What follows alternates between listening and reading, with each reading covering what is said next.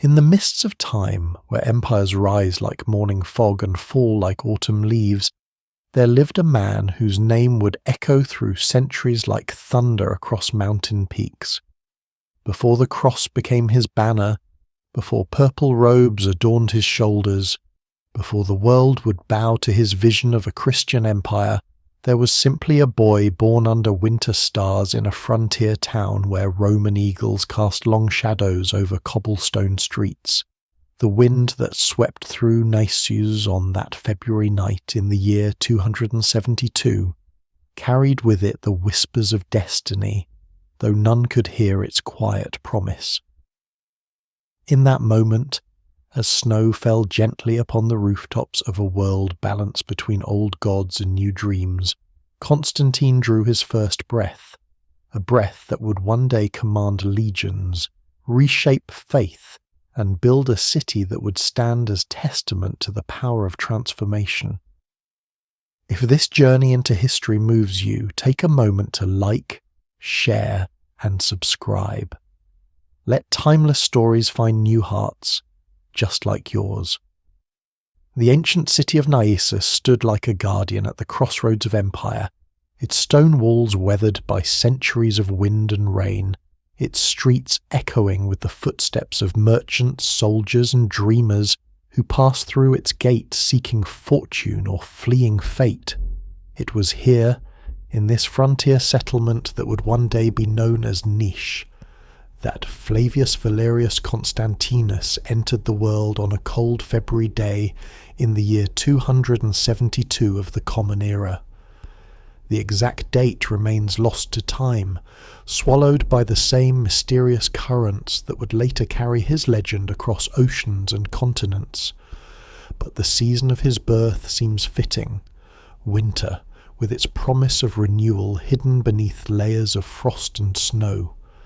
His father, Constantius Chlorus, was a man of the military class, possessed of that peculiar Roman blend of pragmatism and ambition that had built an empire stretching from the moors of Britain to the deserts of Syria. Tall and lean, with the pale complexion that earned him his nickname Chlorus, the Pale, Constantius carried himself with the bearing of one born to command, though his origins were humble enough. He had risen through the ranks by merit rather than birth, a testament to the empire's capacity, even in its later years, to reward talent and dedication regardless of ancestry.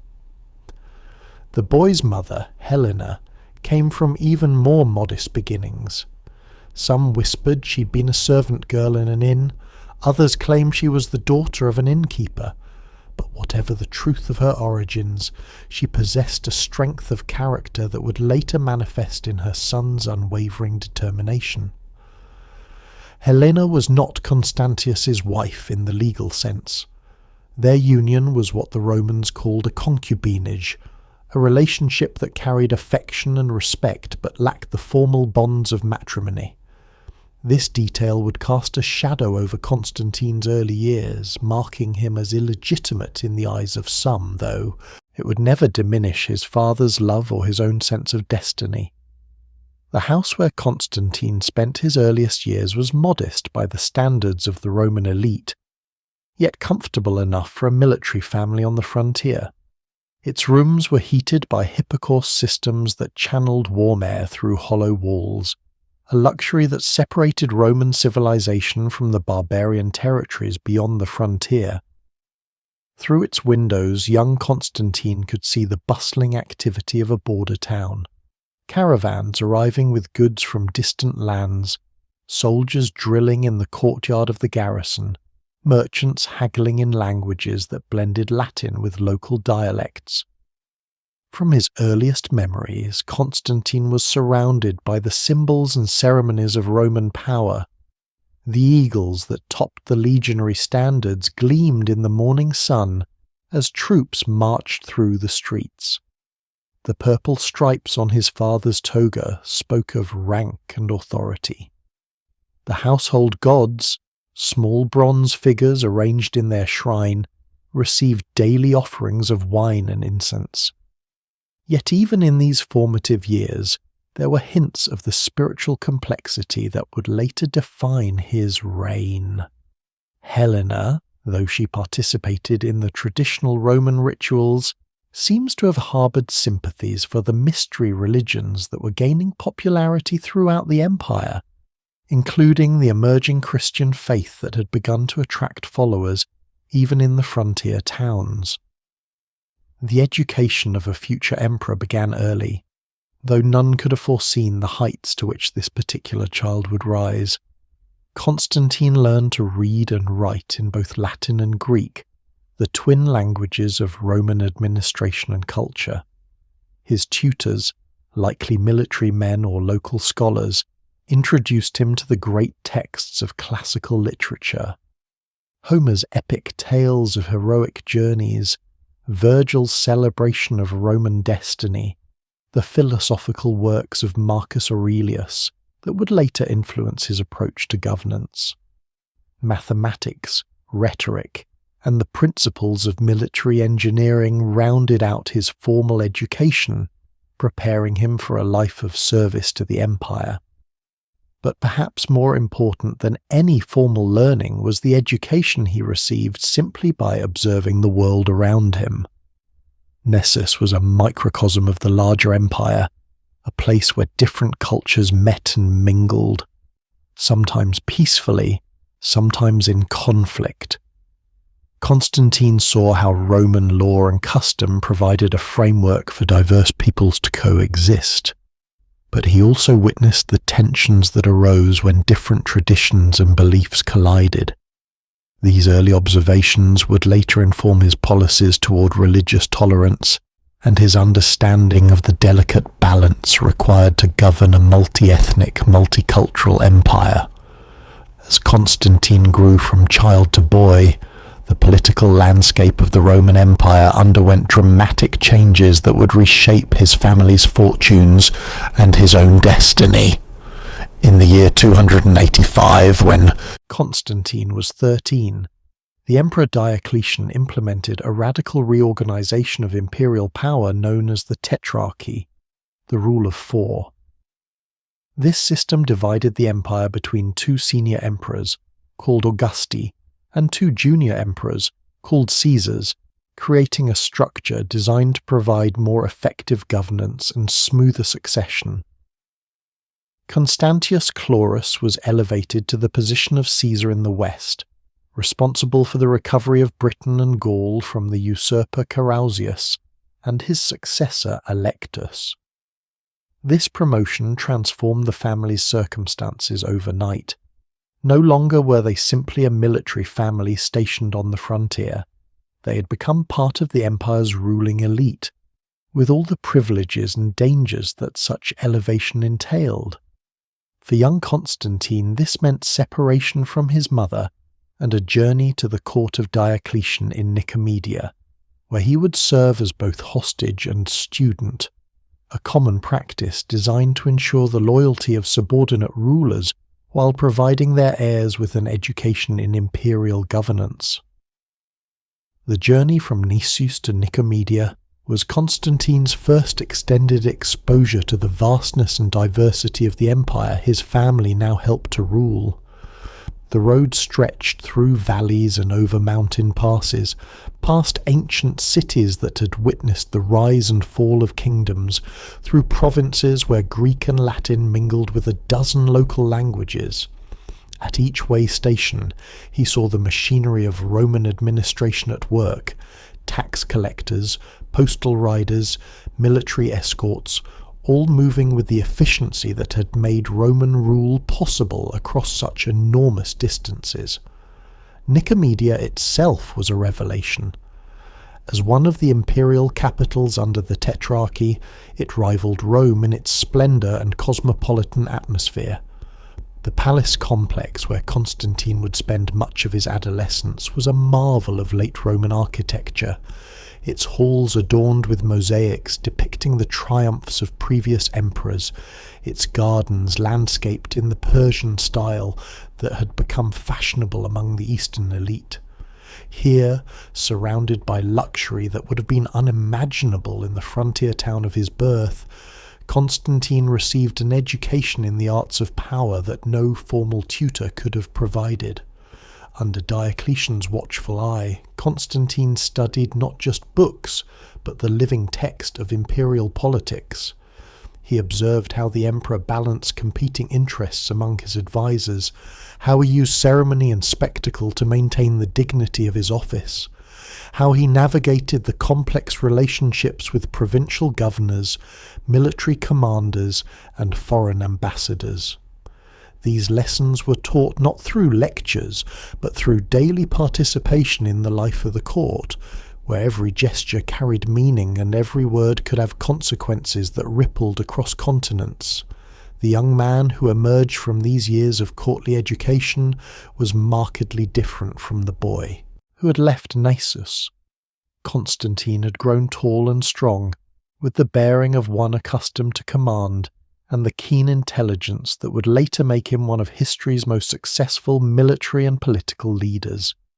His education had been thoroughly Roman in its emphasis on duty, honour and service to the state, yet it had also exposed him to the philosophical and religious currents that were beginning to transform the empire from within. During his time at Diocletian's court, Constantine witnessed firsthand the emperor's persecution of Christians, which began in earnest in 303. This campaign, known to history as the Great Persecution, was the most systematic and widespread attempt to eliminate Christianity from the empire.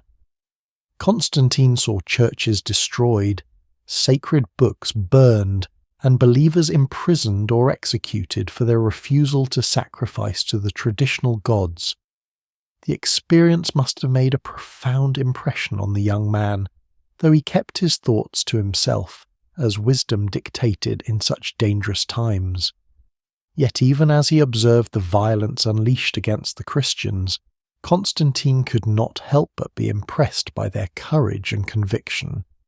Here were people willing to die rather than compromise their beliefs, who faced torture and death with a serenity that seemed to come from some inner source of strength. Their faith, whatever its merits or demerits, clearly provided something that the traditional Roman religion, for all its pageantry and ancient authority, seemed unable to offer.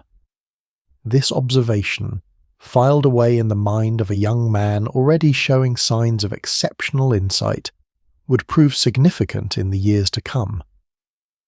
The transformation from imperial hostage to active military commander began gradually, as Constantine proved himself worthy of increasing trust and responsibility. Diocletian, despite his systematic approach to persecution of Christians, was astute enough to recognize talent regardless of its source, and he had been watching the young son of Constantius with growing interest. Constantine's physical prowess was evident. He had grown into a man of impressive stature, with the broad shoulders and steady hands of a born warrior. More importantly, he demonstrated the kind of tactical intelligence and natural leadership that could not be taught, only recognized and carefully developed. His first military experience came during Diocletian's campaigns along the Danube frontier, where barbarian tribes pressed constantly against the empire's borders, testing the strength of Roman defences and seeking opportunities for raids or larger incursions. These campaigns were not the glorious conquests celebrated in triumphal processions, but rather the grinding daily work of maintaining imperial security, patrol actions, skirmishes with raiders, the construction and maintenance of fortifications that form the backbone of frontier defence. Constantine proved himself adept at this unglamorous but essential work. He demonstrated an intuitive understanding of terrain and tactics, an ability to inspire confidence in the men under his command, and perhaps most importantly, the kind of cool judgment under pressure that distinguished competent officers from truly exceptional ones. His fellow officers noted his habit of studying not just the immediate tactical situation, but the broader strategic implications of every action, as if he were already thinking several moves ahead in a vast game of military chess. The rigours of frontier warfare also revealed aspects of Constantine's character that would prove crucial in his later career. He was not, like some Roman nobles, a commander who directed battles from a safe distance while others bore the risks. Instead, he led from the front, sharing the dangers and hardships of his men in a way that earned their respect and loyalty. This approach was partly practical. Soldiers fight better for leaders they trust, but it also reflected something deeper in Constantine's nature, a sense of personal responsibility that would later extend to his governance of the entire empire. Between campaigns, Constantine continued his education in the administrative arts. He studied the reports that flowed constantly to imperial headquarters from across the empire, accounts of grain harvests and tax collections, summaries of legal disputes and their resolutions, intelligence reports on the movements of barbarian tribes and the activities of potential usurpers. Through this vast correspondence, he began to understand the empire not as a collection of provinces marked on a map, but as a living organism whose health depended on the constant circulation of information, goods, and authority between centre and periphery.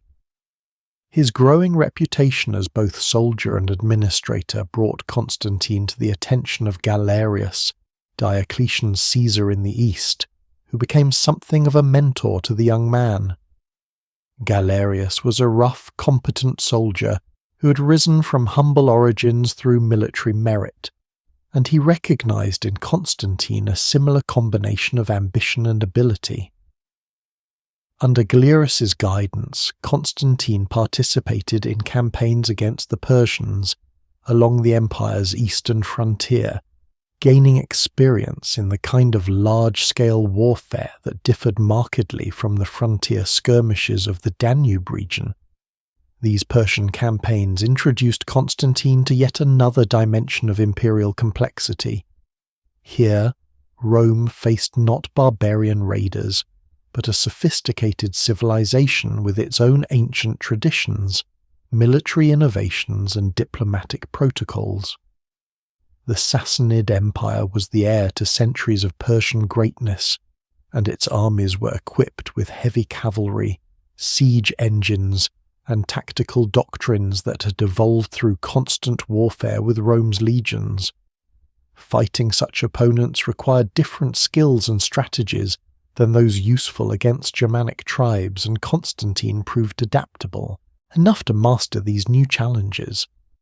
More than tactical lessons, however, the Persian campaigns provided Constantine with insights into the religious and cultural forces that shaped human societies.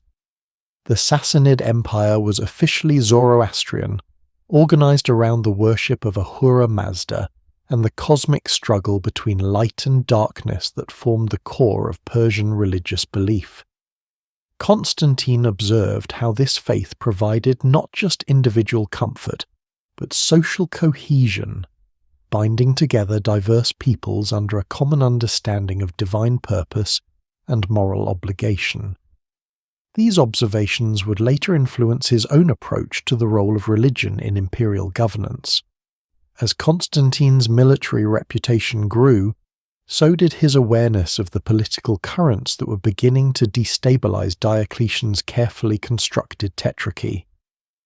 The system had worked well enough while Diocletian himself remained at its center, providing the authority and wisdom necessary to coordinate the activities of 4 rulers across the vast empire. But Diocletian was aging, and there were already signs that his eventual retirement would create opportunities for ambitious men to challenge the established order. Constantine, with his combination of military skill, administrative experience, and imperial bloodline, was inevitably seen as a potential player in whatever struggles might emerge. The year 305 marked a turning point not only in the history of the Roman Empire, but in the personal destiny of Constantine. On the first day of May, in ceremonies conducted simultaneously at Nicomedia and Milan, Diocletian and his Western colleague Maximian announced their abdication from the imperial throne. This unprecedented step, no Roman emperor had ever voluntarily relinquished power, was intended to demonstrate the viability of the Tetrarchy system by showing that it could survive the transition from one generation of rulers to the next. Galerius and Constantius Chlorus were elevated to the rank of Augustus, while two new Caesars, Severus and Maximinus Dia, were appointed to serve under them. For Constantine, these changes created both opportunity and danger. His father's elevation to the rank of Augustus made him, by birth and achievement, a potential successor to imperial power, yet the same elevation that enhanced his prospects also increased the risks he faced. In the complex politics of the Tetrarchy, potential heirs were valuable assets, but also potential threats, and Constantine found himself in the precarious position of being too important to ignore, but too dangerous to trust completely. Galerius, now the senior Augustus, was particularly wary of Constantine's growing influence and reputation. The older man had worked closely with Constantine during the Persian campaigns and had come to respect his abilities, but respect and trust were different things entirely. Galerius had his own plans for the succession, plans that did not necessarily include a prominent role for the son of Constantius Chlorus. As a result, Constantine found himself in a kind of gilded captivity at the court in Nicomedia, honoured with high rank and important responsibilities, but carefully watched and subtly constrained in his movements. The restriction chafed against Constantine's nature, which had always tended toward action rather than passive waiting. He had grown accustomed to the freedom of military command, where success depended on his own decisions and abilities, rather than on the whims of suspicious superiors. Moreover, he was increasingly aware that his father, now responsible for governing Britain, Gaul and Spain, could benefit from his son's support and counsel. The separation that had once been politically necessary was becoming a strategic disadvantage for both father and son. During this period of enforced inactivity, Constantine had ample opportunity to observe and reflect on the forces that were reshaping the empire. The Tetrarchy, for all its theoretical elegance, was proving difficult to maintain in practice. Personal ambitions, regional interests, and religious differences created tensions that the system's formal structures could not easily resolve.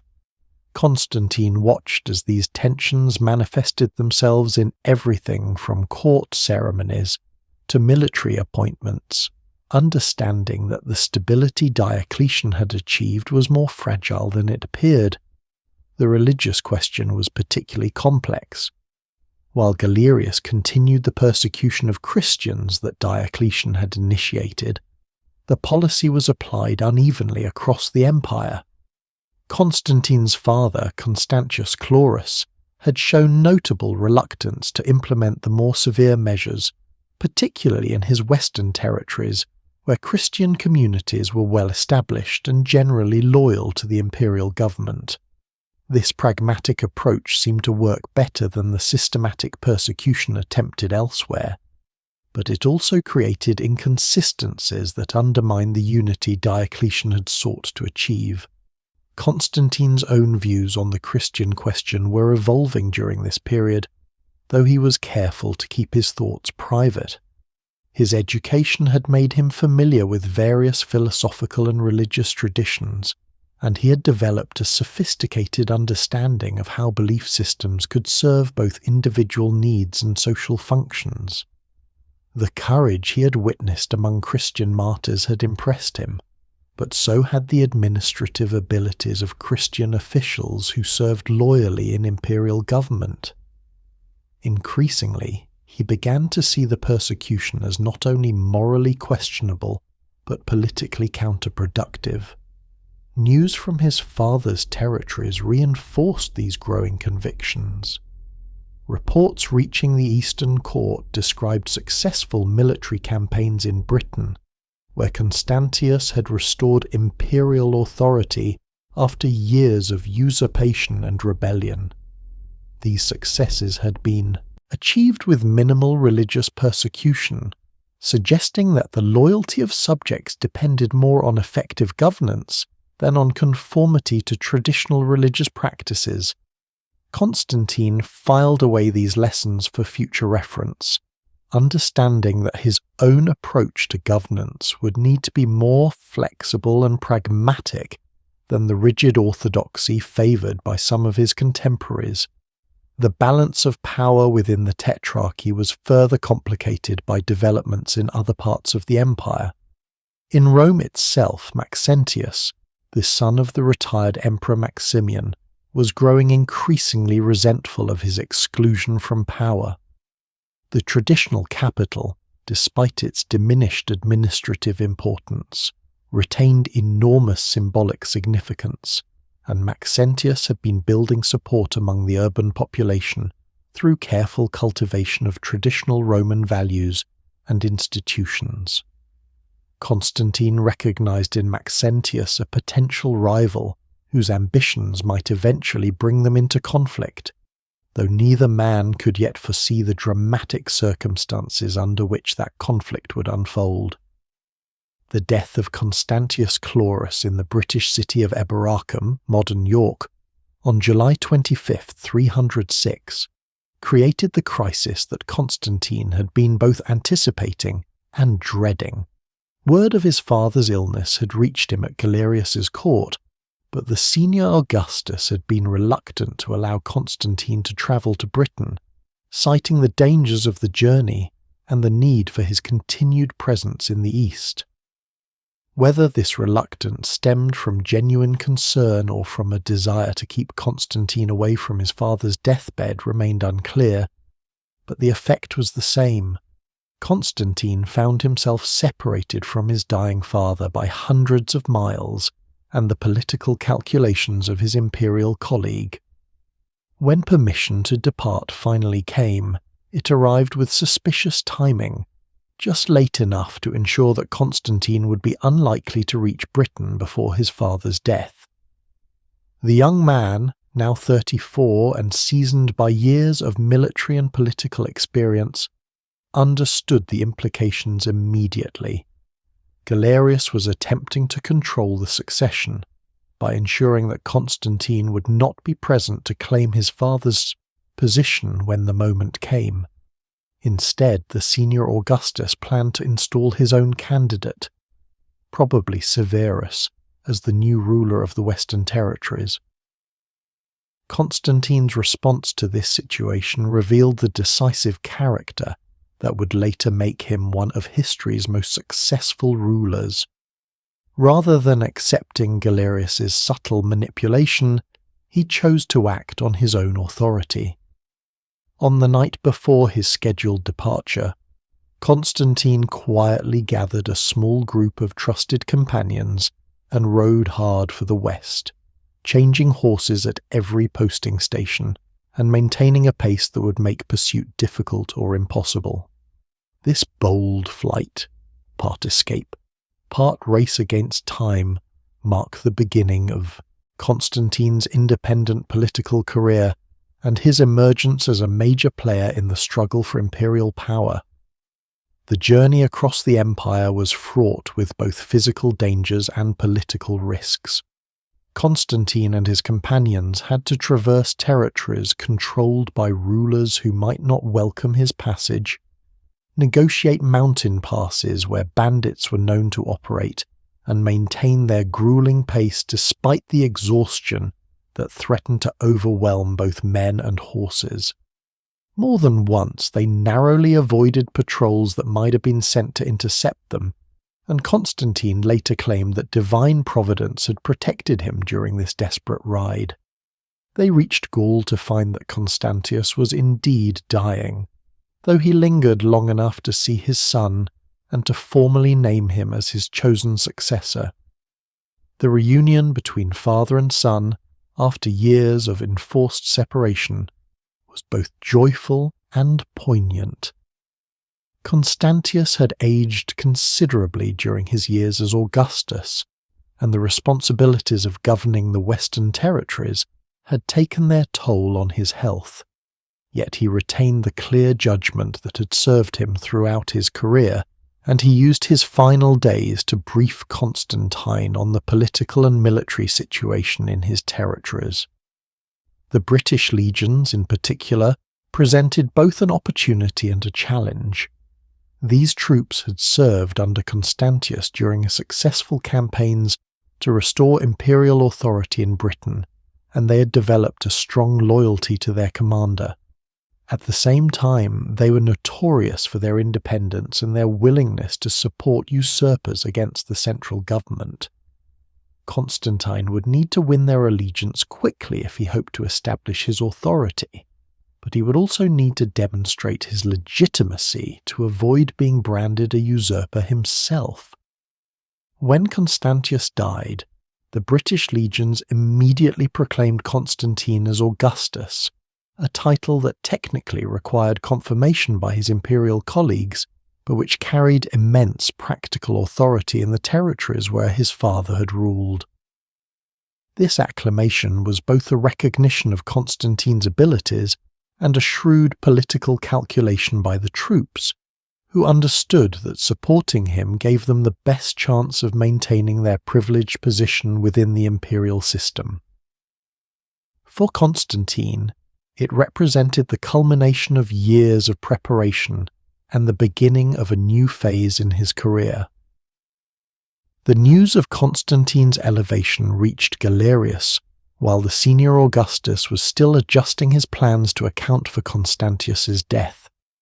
The situation presented Galerius with a difficult choice. He could attempt to suppress Constantine's claim by force, risking a civil war that might benefit other ambitious rivals, or he could accept the fait accompli and attempt to maintain some control over the younger man through negotiation and compromise. After careful consideration, Galerius chose the latter course, formally recognizing Constantine as Caesar rather than Augustus, but allowing him to retain control of his father's territories. This compromise satisfied neither man completely, but it served their immediate needs while preserving the possibility of future conflict. Constantine had secured recognition of his authority and control over the wealthy provinces of Britain, Gaul, and Spain. Galerius had avoided an immediate confrontation, while positioning himself to challenge Constantine's ambitions if necessary.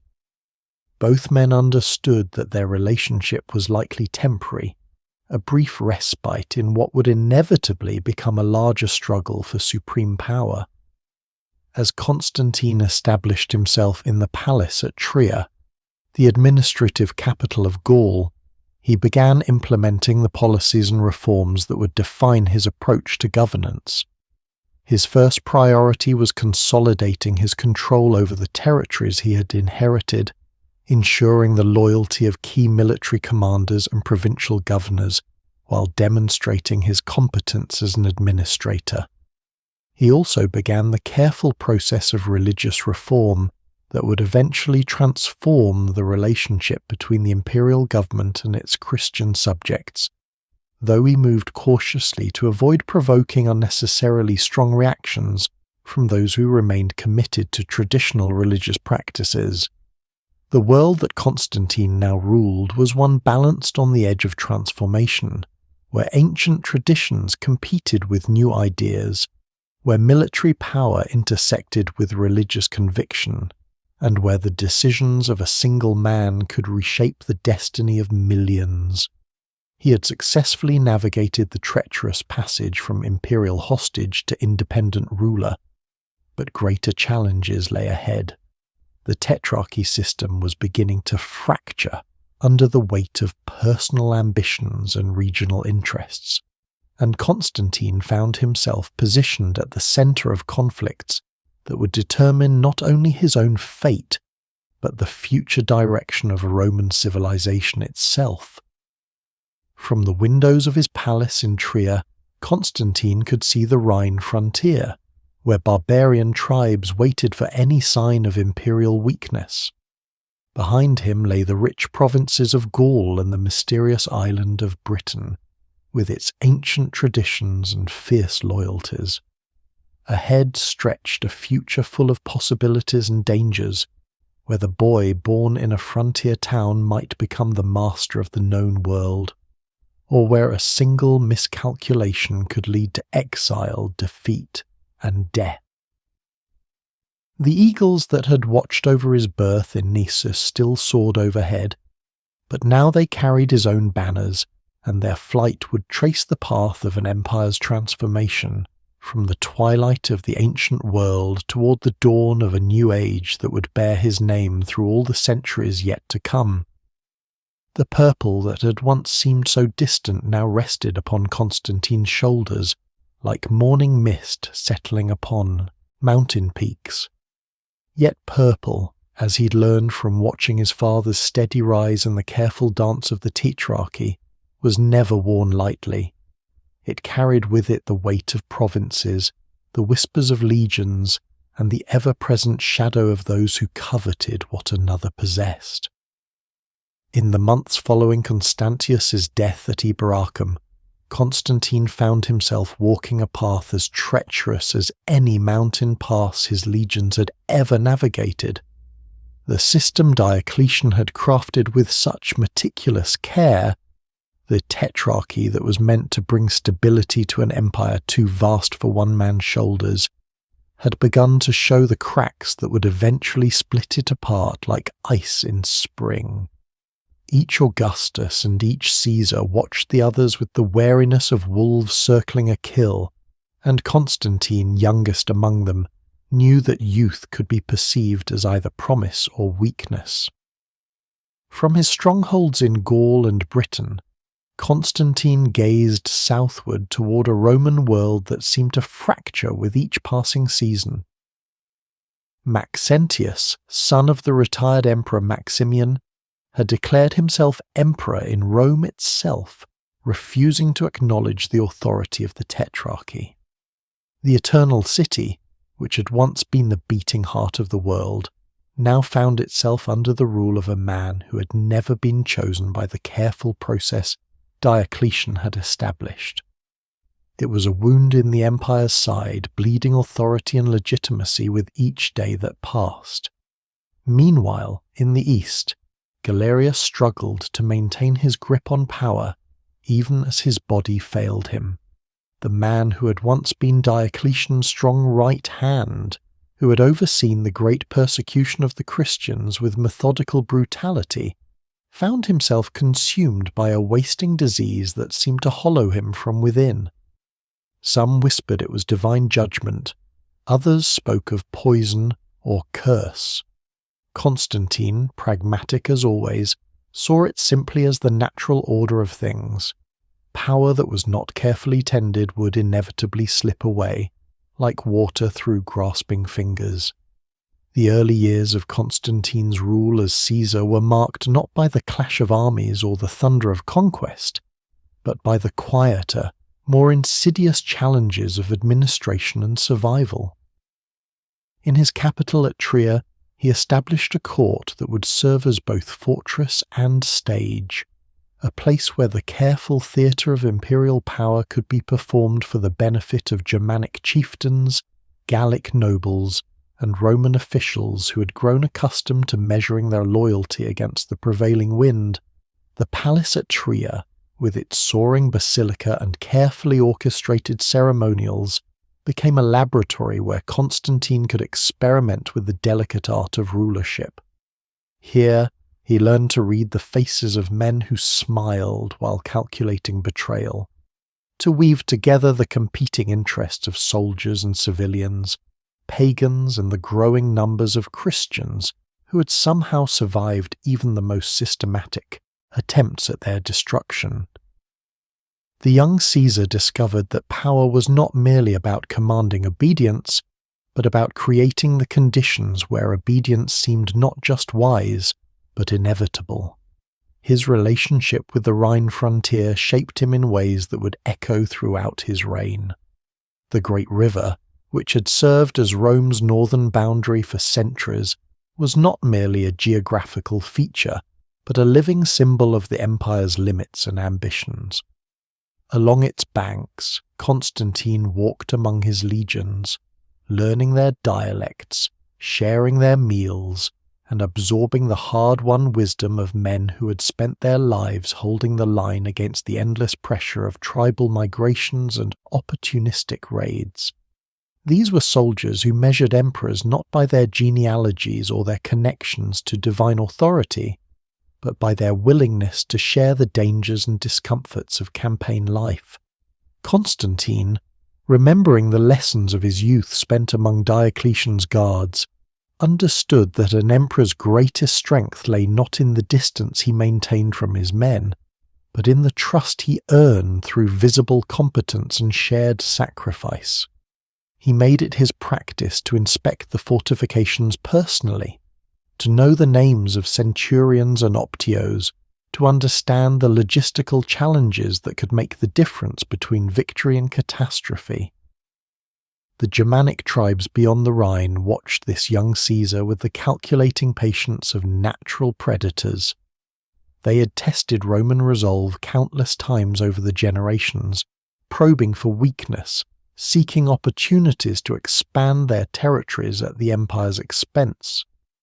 The Alemanni, the Franks, the various Suebi confederations, each maintained their own relationship with Roman power, sometimes as federates and allies, sometimes as raiders and enemies, often shifting between these roles as circumstances demanded.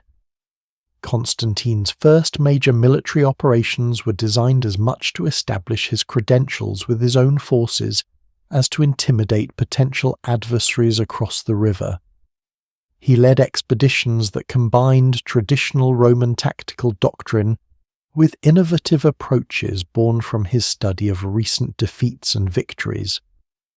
Where previous commanders had relied primarily on the crushing weight of legionary formations, Constantine began experimenting with more flexible combinations of heavy infantry, cavalry, and auxiliary forces drawn from various tribal peoples who'd been incorporated into the Roman military system.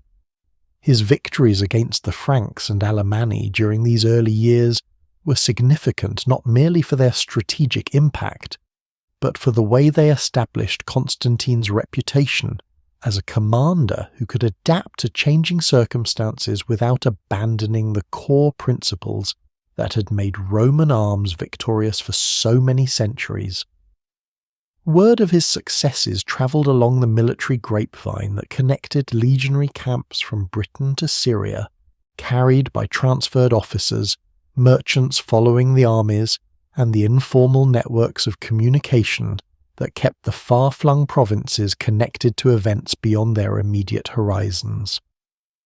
Yet for all his focus on the Germanic frontier, Constantine remained acutely aware that his most dangerous enemies were not the tribal chieftains beyond the Rhine, but his fellow members of the Tetrarchy. The system that was supposed to provide stable succession had instead created a situation where multiple claimants to supreme power eyed each other across the empire's internal boundaries with barely concealed hostility. Trust, the essential foundation of any power-sharing arrangement, had eroded to the point where each ruler surrounded himself with an ever-expanding network of spies, informants, and potential assassins. The death of Galerius in 311 shattered whatever remaining coherence the Tetrarchic system possessed. The man who had served as the bridge between Diocletian's original vision and the harsh realities of imperial politics succumbed to his wasting disease in a manner that seemed to embody the decay of the very system he had helped to maintain. His final edict, granting toleration to Christians after years of systematic persecution, was seen by many as either a desperate bid for divine favour or evidence that his mind had been broken by his suffering. Either way, it marked the end of an era. The immediate consequence of Galerius's death was a scramble for territory and legitimacy that made mockery of Diocletian's careful constitutional arrangements. Licinius, who had been designated as Galerius's successor in the eastern territories, found himself competing with Maximinus Daia for control of the rich provinces of Syria and Egypt. Meanwhile, in the west, Maxentius continued to hold Rome, while Constantine consolidated his grip on Gaul, Britain, and the Rhine frontier. What had been conceived as an orderly system of succession had devolved into something resembling the chaotic civil wars of the 3rd century. Constantine watched these developments with the calculating eye of a man who understood that opportunity and danger were often indistinguishable. The collapse of Tetrarchic unity meant that whatever legitimacy he possessed as Caesar would need to be transformed into something more substantial and self-sustaining. The title that his father's soldiers had given him would have to evolve into something that could command respect from the Senate, the urban populations, and the far-flung provincial communities that form the empire's economic and cultural foundation.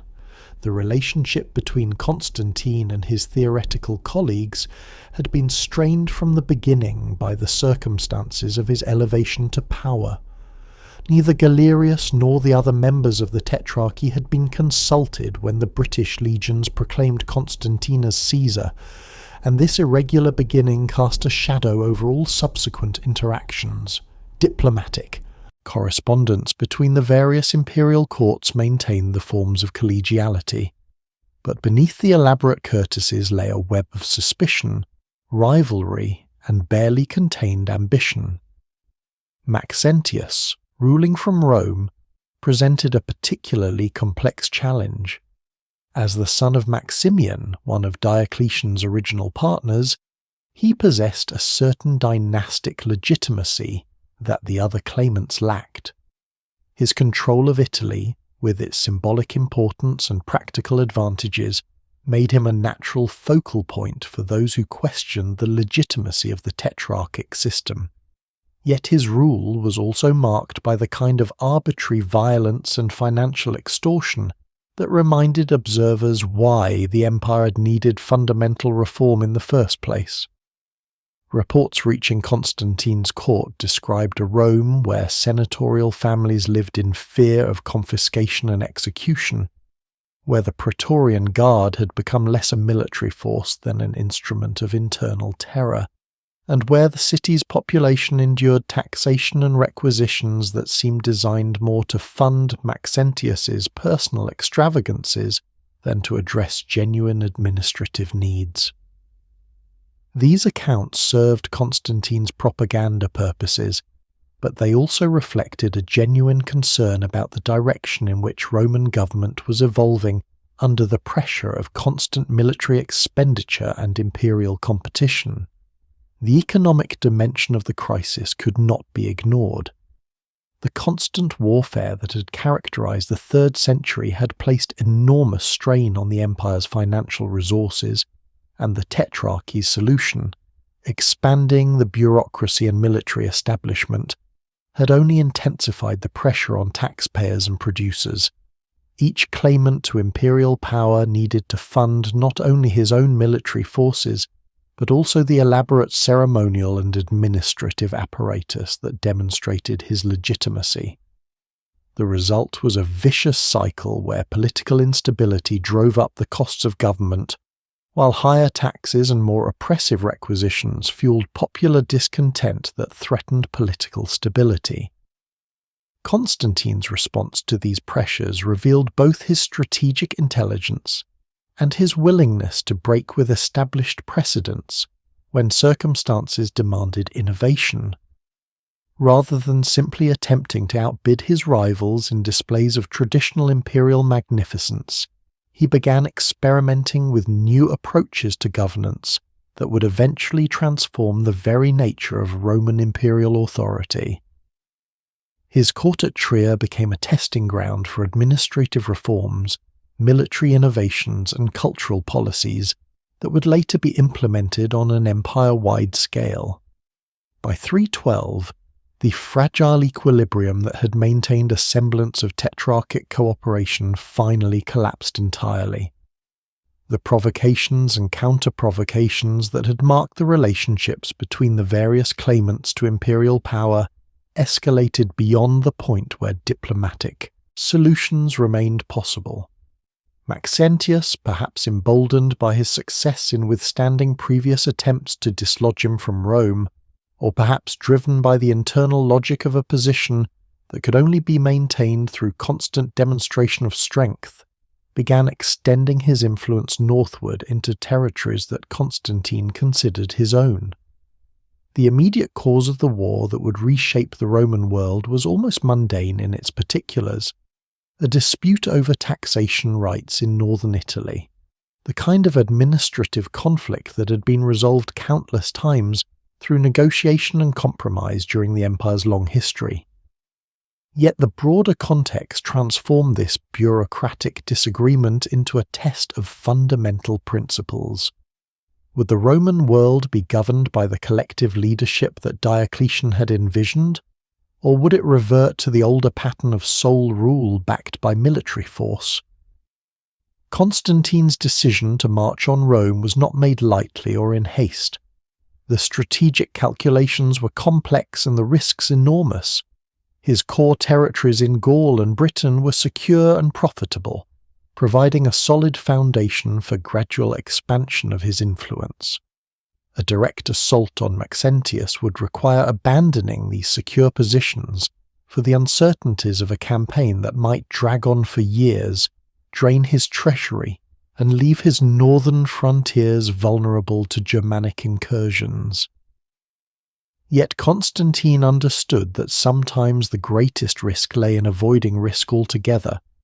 Maxentius's growing strength and territorial ambitions meant that a confrontation was inevitable, and delayed action might only allow his rival to choose the time and circumstances of their conflict. Moreover, Constantine's own position within his territories depended partly on his reputation as a successful military commander. An emperor who appeared reluctant to defend his interests against an obvious rival might find his own supporters beginning to question his fitness for supreme power. The army that gathered for the march on Rome reflected both the strengths and the limitations of Constantine's position. His core forces were the battle-tested legions that had served along the Rhine frontier, men who had proven their loyalty and competence in the hard school of Germanic warfare. These were supplemented by auxiliary units drawn from various Celtic and Germanic peoples who'd been incorporated into the Roman military system, bringing with them tactical approaches and cultural perspectives that added flexibility and innovation to traditional Roman methods. Yet the total size of this force was constrained by the need to maintain adequate defences along the northern frontier, and by the practical limitations of Constantine's treasury.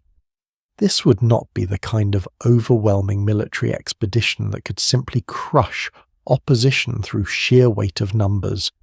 Instead, it would need to succeed through superior organisation, tactical innovation, and the kind of aggressive leadership that could inspire men to achieve victories that looked impossible on paper. The march itself began in the early months of 312, as winter gave way to spring and the Alpine passes became navigable for a large military force. Constantine had chosen his route carefully, following paths that would bring him into Italy through territories where Maxentius's control was uncertain, and local populations might be persuaded to welcome him as a liberator rather than resist him as an invader. The psychological dimension of the campaign was as important as its purely military aspects.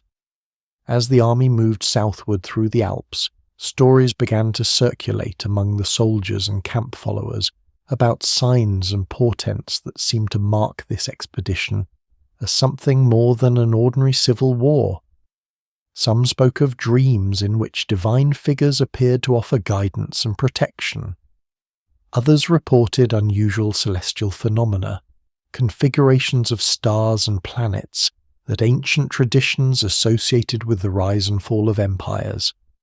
Constantine himself, while maintaining the skeptical attitude that befitted a practical military commander, was not immune to the psychological impact of these reports. The vision that would become central to later Christian accounts of Constantine's conversion occurred during this period of heightened expectation and anxiety. Whether it took the form of a dream, a waking hallucination, or an actual celestial phenomenon observed by multiple witnesses, its impact on Constantine's thinking and decision-making was profound and lasting. According to the various accounts that have survived, he saw in the sky a cross of light accompanied by words in either Latin or Greek commanding him to conquer under this sign. The historical significance of this vision lies not in its supernatural aspects, which remain matters of faith and interpretation, but in its practical consequences for Constantine's leadership and the subsequent development of his religious policies.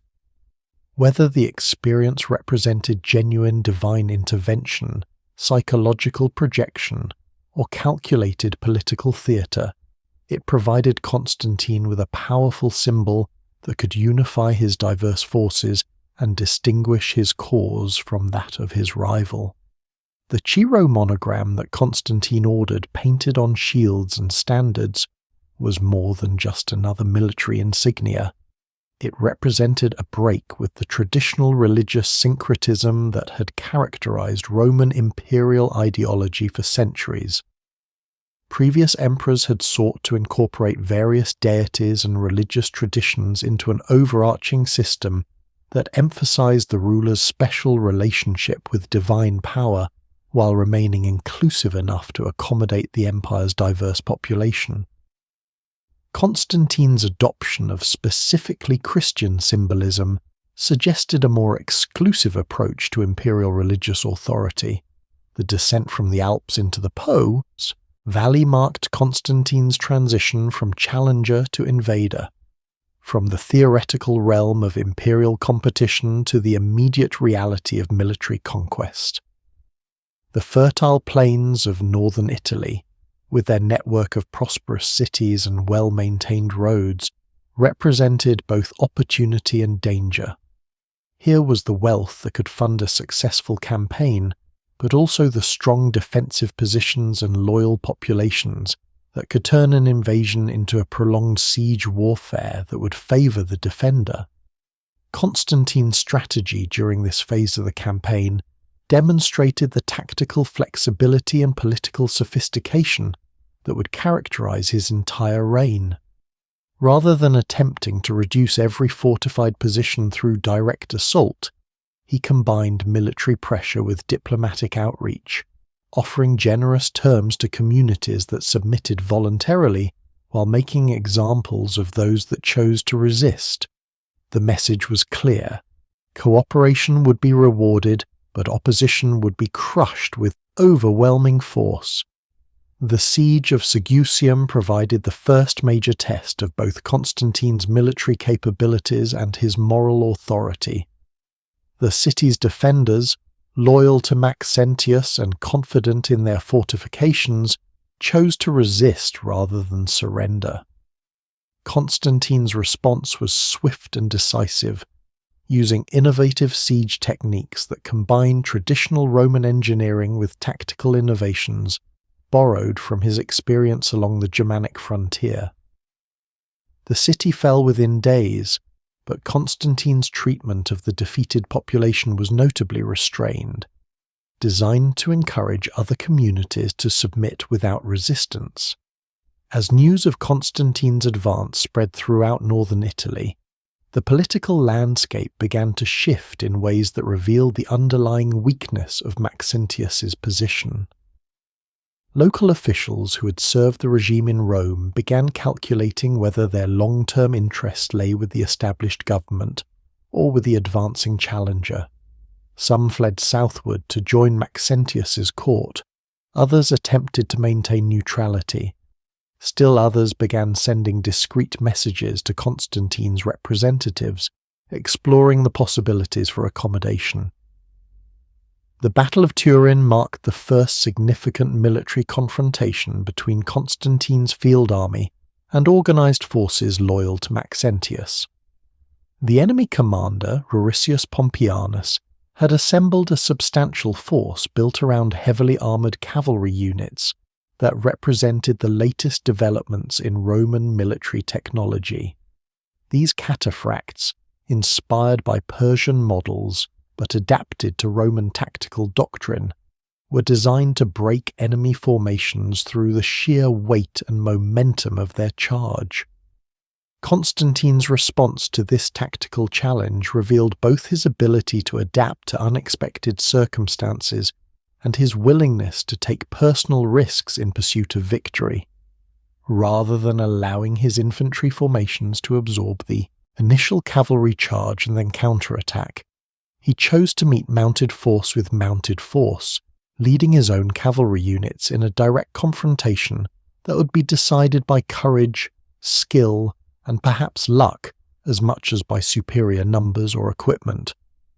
The victory at Turin was decisive not merely in military terms, but in its psychological impact on both armies and the civilian populations watching from the sidelines.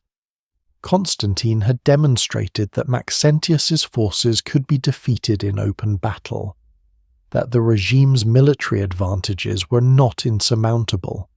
Equally important, he had shown personal courage in combat, fighting alongside his men rather than directing operations from a safe distance. This visible leadership enhanced his reputation among his own forces, while undermining the morale of his enemies. The subsequent advance through the Po Valley took on some of the characteristics of a triumphal procession as city after city opened its gates to Constantine's forces. Milan, the most important commercial and administrative centre in northern Italy, surrendered without resistance, providing Constantine with a secure base of operations and access to the financial resources necessary to sustain a prolonged campaign. The capture of Milan also had significant symbolic importance, as the city had served as an imperial capital under the Tetrarchy, and its submission represented a clear repudiation of Maxentius's authority. Meanwhile, in Rome, Maxentius faced the challenge of responding to a military and political crisis that threatened to destroy everything he had built over 6 years of rule. His initial strategy of allowing Constantine to advance deep into Italy, while marshalling superior forces for a decisive counterattack, had failed to account for the speed of his enemy's advance and the political impact of each successive defeat. What had been conceived as a defensive strategy that would allow him to choose the time and place of battle had instead become a series of reactive measures that ceded initiative to its opponent. The decision to march out from Rome to confront Constantine directly was driven by a combination of military necessity and political calculation. Remaining behind the city's walls would have provided tactical advantages, but it would also have reinforced the impression that Maxentius was a weak ruler who could only maintain power through the protection of fortifications. The emperor who aspired to rule the Roman world needed to demonstrate that he could meet his enemies in open battle and defeat them through superior generalship and the loyalty of his forces. The armies that converged on the approaches to Rome in October 312 represented more than competing claims to imperial power. They embodied different visions of what Roman government should become in response to the challenges of the 4th century. Maxentius's forces carried the banners of traditional Roman religious practices, the established relationships between emperor and senate, the ancient connections between the city of Rome and imperial authority. Constantine's army marched under the Shiro symbol that proclaimed a new relationship between divine power and earthly rule, a break with past practices that promised either transformation or catastrophe. The morning of October the 28th, 312, dawned clear and crisp along the banks of the Tiber River north of Rome. The ancient Milvian bridge, which had carried traffic across the river for more than 3 centuries, would witness a battle that would reshape not only the Roman Empire, but the entire course of Western civilization. 2 armies faced each other across a landscape that had seen countless conflicts throughout Rome's long history, yet none had carried such momentous implications for the future of imperial power and religious authority. Constantine's forces, hardened by their march through the Alps and their victories in northern Italy, took up positions on the northern bank of the Tiber with the confidence of an army that had overcome every challenge placed before it. The men who had followed their emperor from the Rhine frontier had been transformed by months of successful campaigning into a cohesive fighting force that combined tactical flexibility with unwavering loyalty to their commander. The Shiro symbols on their shields caught the morning light like tiny flames, visual reminders of the supernatural authority that Constantine claimed for his cause. Across the river, Maxentius's army represented the largest military force that the ruler of Rome had ever assembled.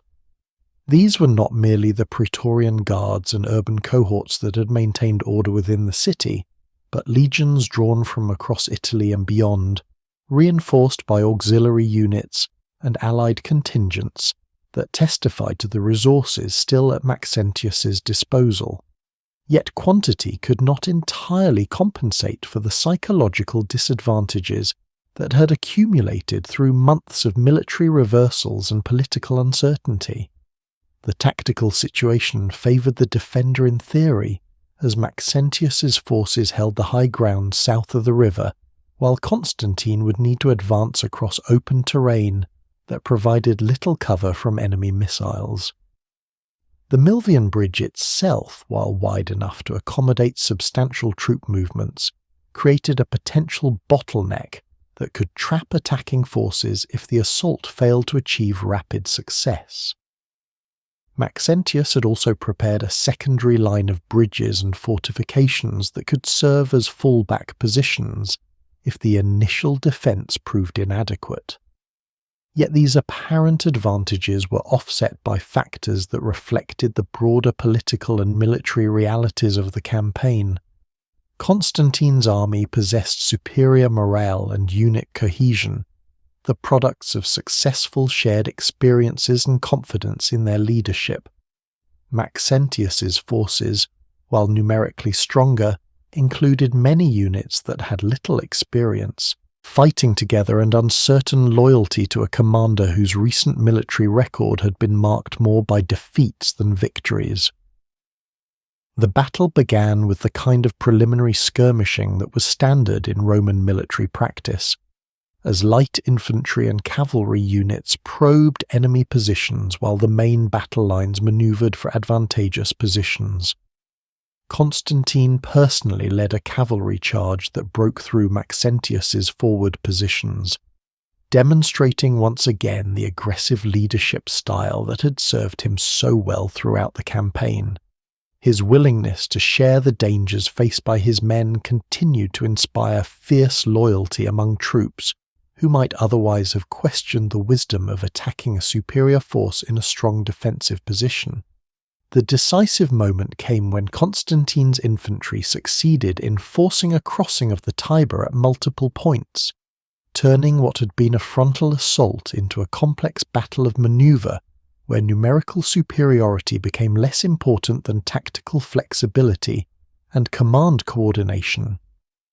Maxentius's forces, despite their initial advantages, found themselves fighting on multiple fronts without the unified command structure necessary to coordinate an effective response to Constantine's multi-pronged attack. As the battle reached its climax, the secondary bridge that Maxentius had prepared as a potential escape route became instead a trap that contributed to his army's destruction. Whether through engineering failure, sabotage, or simple panic, the structure collapsed under the weight of retreating soldiers, sending hundreds of men, including Maxentius himself, into the cold waters of the Tiber. The emperor, who had claimed divine favour for his cause, drowned in sight of the city he had ruled for 6 years. His body later recovered and displayed as proof of Constantine's victory. The immediate aftermath of the battle was characterized by the disciplined behaviour of Constantine's forces as they entered Rome. Rather than allowing his soldiers to sack the city in the traditional manner of victorious armies, Constantine issued strict orders that private property was to be respected and that the civilian population was to be treated with the consideration due to fellow Romans. This restraint, which reflected both political calculation and genuine respect for Roman traditions, helped to secure popular acceptance of the new regime and demonstrated that Constantine's rule would be based on law rather than mere military force. The political consequences of the victory extended far beyond the immediate change in leadership. Constantine's success had demonstrated that the Tetrarchic system, despite its theoretical elegance, could not survive the practical pressures of imperial competition. The empire would once again be ruled by a single man, though the institutional and cultural changes introduced during the preceding decades would continue to influence the development of imperial government. More immediately, Constantine's triumph established him as the undisputed master of the western half of the Roman world, setting the stage for future conflicts with the remaining eastern rulers. The religious implications of the battle were equally significant, though their full development would take decades to unfold. Constantine's victory under the sign of the cross provided powerful validation for his claim to divine favour, and encouraged him to pursue policies that would gradually transform the empire's relationship with Christianity. The god who had granted triumph at Milvian Bridge would receive imperial patronage and protection, while traditional Roman religious practices would face increasing pressure to accommodate themselves to new political realities. As the sun set on October 28, 312, it illuminated a Roman world that had been fundamentally altered by a single day's fighting. The young Caesar, who had crossed the Alps with a relatively small army, had become Augustus through the ancient rite of conquest, but his success had been achieved through methods and under symbols that pointed toward a future very different from Rome's pagan past. The bridge that had carried his forces to victory would also serve as a metaphor for the transition between two eras of Roman history, the point where the classical world began its transformation into something that would eventually be recognized as medieval Christendom. The victory at Milvian Bridge had transformed more than the political landscape of Rome. It had opened a door within Constantine's soul that would reshape the very essence of an empire. As the autumn of 312 gave way to winter's embrace, the new Augustus found himself contemplating not merely the mechanics of governance, but the deeper currents of faith that seemed to flow beneath the surface of his triumph. In the quiet hours before dawn, when the marble halls of the palace grew still, and even the whispered conversations of courtiers faded into silence, Constantine would walk the corridors of power with the measured steps of a man carrying invisible weight. The labarum, that sacred standard which had preceded his victory, stood now in the imperial chambers, a constant reminder of the divine favour he believed had lifted him above his enemies. Yet with each passing day, the emperor found himself drawn not merely to the symbol's power, but to the faith it represented. The Christians of Rome, long accustomed to the shadows of persecution, watched their new ruler with a mixture of hope and carefully guarded skepticism. For generations, their communities had endured the cyclical storms of imperial displeasure, times when their faith cost them property, freedom, and often life itself. The great persecution under Diocletian, barely a decade past, remained fresh in collective memory, like a wound that had only begun to heal. Now, whispers travelled through their underground networks that this Constantine, this son of the West, looked upon them with something approaching favour. The emperor's approach to this delicate transformation was characterised by the same strategic patience that had served him on countless battlefields. He understood that empires are not merely conquered through the clash of arms, but transformed through the careful cultivation of hearts and minds. The religious landscape of Rome was a complex tapestry, woven from threads of ancient tradition, philosophical inquiry, and emerging spiritual movements. To tear it apart carelessly would be to invite chaos. To ignore it entirely would be to squander the very divine mandate he believed had placed him upon the throne. Lactantius, the Christian scholar who had once tutored Constantine in rhetoric and philosophy, found himself elevated to a position of unprecedented influence. The man who had spent years crafting careful apologetics for a faith often misunderstood and maligned, now served as informal advisor to the most powerful man in the Western world. Their conversations, conducted in the privacy of the imperial study, ranged across the vast territories of theology, philosophy, and statecraft. Lactantius spoke of a god who desired not merely ritual observance, but genuine transformation of the human heart, a concept that resonated deeply with an emperor who had experienced what he believed to be divine intervention in his moment of greatest need. The practical challenges of ruling a religiously diverse empire soon demanded Constantine's attention. The eastern territories, still under the control of Licinius, harboured significant Christian populations alongside the traditional cults and mystery religions that had flourished for centuries. In the western provinces now under his direct rule, the situation was no less complex. Celtic druids, Germanic tribal traditions, Mithraic mysteries popular among the legions, the ancient Roman pantheon, and growing Christian communities all coexisted in a delicate balance that had been maintained through a combination of tolerance and carefully managed tension. It was within this context that Constantine began to formulate what would become one of history's most significant documents, the Edict of Milan. The concept grew slowly in his mind throughout 312 and into 313, shaped by countless discussions with advisors both Christian and pagan, by reports from governors across the provinces, and by his own evolving understanding of the relationship between earthly power and divine will. The emperor recognized that true stability could not be built upon the suppression of deeply held beliefs, but rather upon the creation of a framework within which diverse spiritual traditions could flourish, without threatening the fundamental unity of the state. This was not merely pragmatic politics, though certainly practical considerations played their role.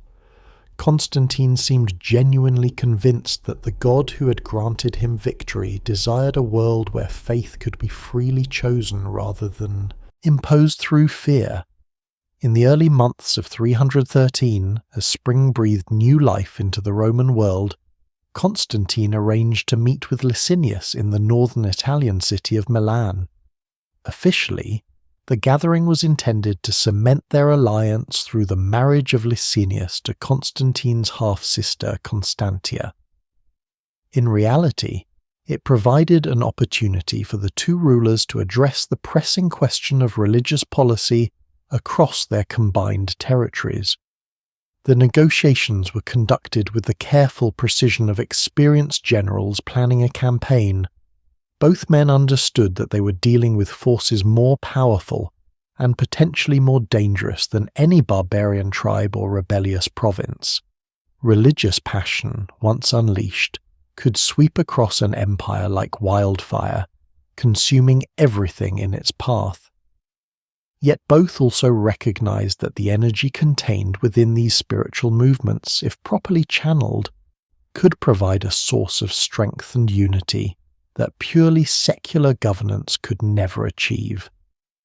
Licinius, though not personally drawn to Christianity as Constantine appeared to be, possessed the practical wisdom of a ruler who had observed the futility of religious persecution. The policies of Diocletian and Galerius had failed to eliminate Christian faith. Indeed, in many regions persecution had only strengthened the resolve of believers and generated sympathy among the broader population. A policy of tolerance, both men agreed, would serve the empire's interests far better than the continued expenditure of resources on a futile attempt to suppress what appeared to be an unstoppable spiritual force. The document that emerged from their discussions represented a revolutionary departure from centuries of Roman religious policy. Rather than positioning the state as the arbiter of acceptable spiritual practice, the Edict of Milan proclaimed the radical principle that no one whatsoever should be denied the opportunity to give his heart to the observance of the Christian religion, or to whatever form of worship he feels most fitting for himself. The language was carefully crafted to extend protection not only to Christians, but to all religious communities that had suffered under previous imperial policies. More than mere tolerance, the edict mandated the restoration of confiscated properties to Christian communities and individuals who had lost them during the persecutions. This provision addressed not only the immediate practical needs of Christian congregations seeking to rebuild their institutional infrastructure, but also sent a powerful symbolic message about the new imperial administration's commitment to justice and reconciliation. The promulgation of the Edict of Milan in the spring of 313 sent ripples of transformation across the Roman world that would continue to spread for generations. In the great cities of the empire, Rome, Alexandria, Antioch, Carthage, Christian communities emerged from the underground, networks that had sustained them through decades of intermittent persecution. Churches that had met in private homes or hidden catacombs began to construct visible places of worship. Christian literature, long circulated in carefully guarded manuscripts, could now be copied and distributed openly. The psychological impact was perhaps even more profound than the practical changes. For the first time in Christian memory, believers could declare their faith without fear of legal consequences. Parents could raise their children in their religious traditions without the constant anxiety that discovery might bring catastrophe upon their families. Christian scholars could engage openly with their pagan counterparts in the philosophical debates that had long taken place only in private circles. Yet Constantine's relationship with Christianity continued to evolve in ways that reflected both personal conviction and imperial calculation. The emperor had not yet undergone baptism, a step he would delay until his deathbed, following a practice not uncommon among political figures of his era, who feared that post-baptismal sins might prove particularly damaging to their eternal prospects. However, his public alignment with Christian symbols and practices became increasingly evident. The imperial coinage, that powerful medium through which Roman rulers communicated their messages to subjects across the vast territories of the empire, began to reflect this spiritual transformation. While maintaining traditional imperial imagery that would be familiar and acceptable to pagan subjects, new symbols appeared that spoke to Christian audiences. The Chi Rho monogram, that sacred sign Constantine claimed to have seen in his vision before Milvian Bridge, began to appear alongside traditional Roman eagles and victory goddesses. The emperor's personal behaviour also reflected his growing alignment with Christian moral principles. The gladiatorial games, long a cornerstone of Roman popular culture, faced increasing imperial restrictions. Though Constantine did not immediately abolish these spectacles, such a radical step would have risked serious unrest among the urban populations that had come to view them as fundamental entertainment. He began to limit their frequency and encourage alternative forms of public celebration. More significantly, Constantine began to surround himself with Christian advisors and to promote Christians to positions of significant responsibility within the imperial administration. This represented a dramatic reversal of traditional Roman practice, which had generally excluded Christians from positions of public trust due to their refusal to participate in the ritual observances that had traditionally been seen as essential to civic loyalty. Hosius of Cordoba emerged as perhaps the most influential of these Christian counselors. A man of deep learning and practical wisdom, Hosius possessed the rare combination of theological sophistication and political acumen that made him invaluable to an emperor navigating the complex challenges of religious transformation. Their relationship, which would endure for decades, represented a new model of interaction between temporal and spiritual authority that would profoundly influence the development of Christian political thought. Through Hosius and other Christian advisors, Constantine gained insight into the internal challenges facing the Christian community.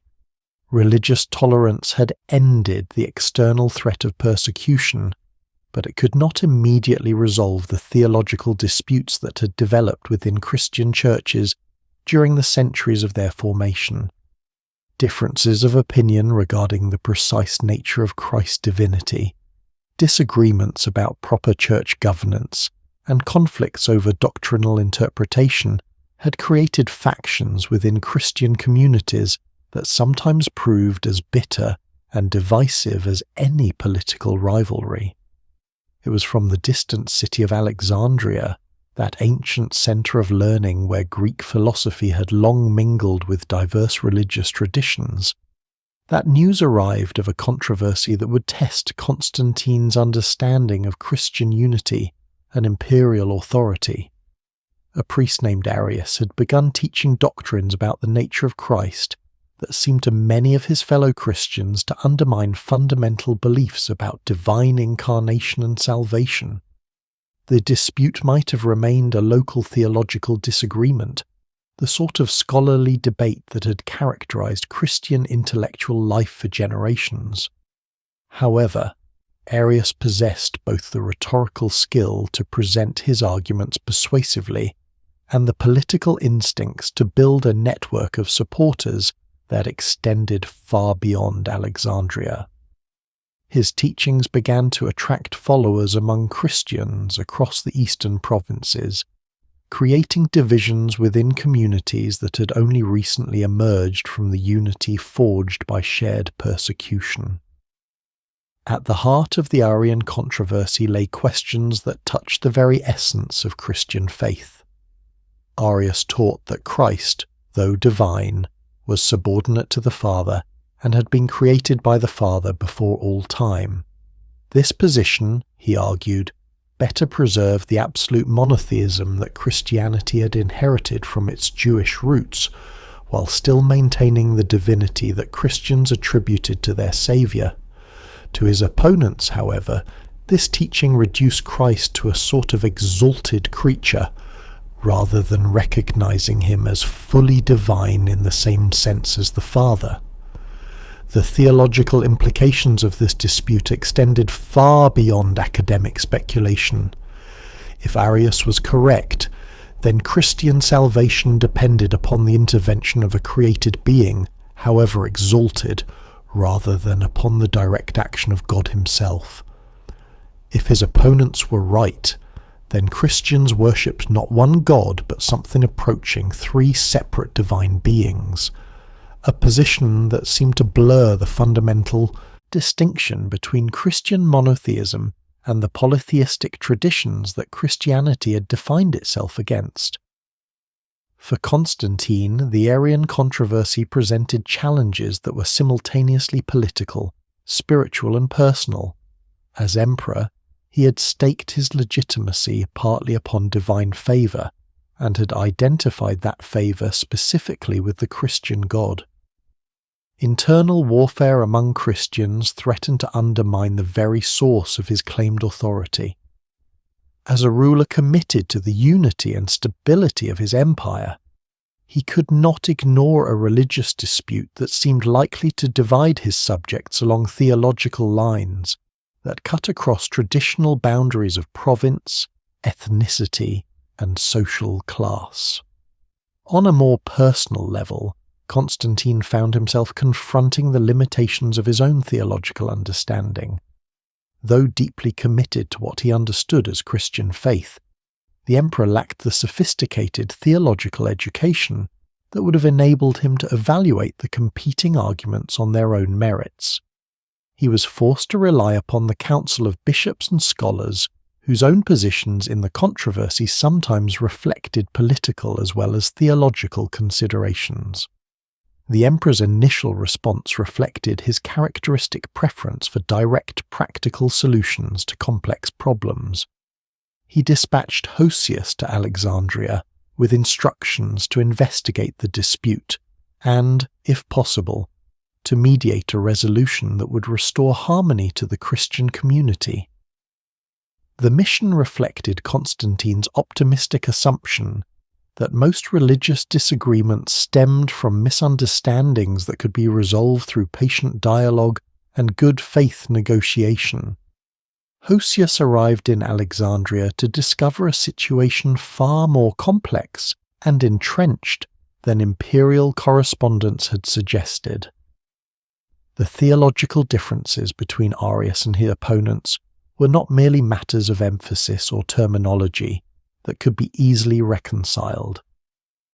They represented fundamentally different understandings of the nature of divinity, salvation, and the relationship between human and divine that had been developing within Christian thought for generations.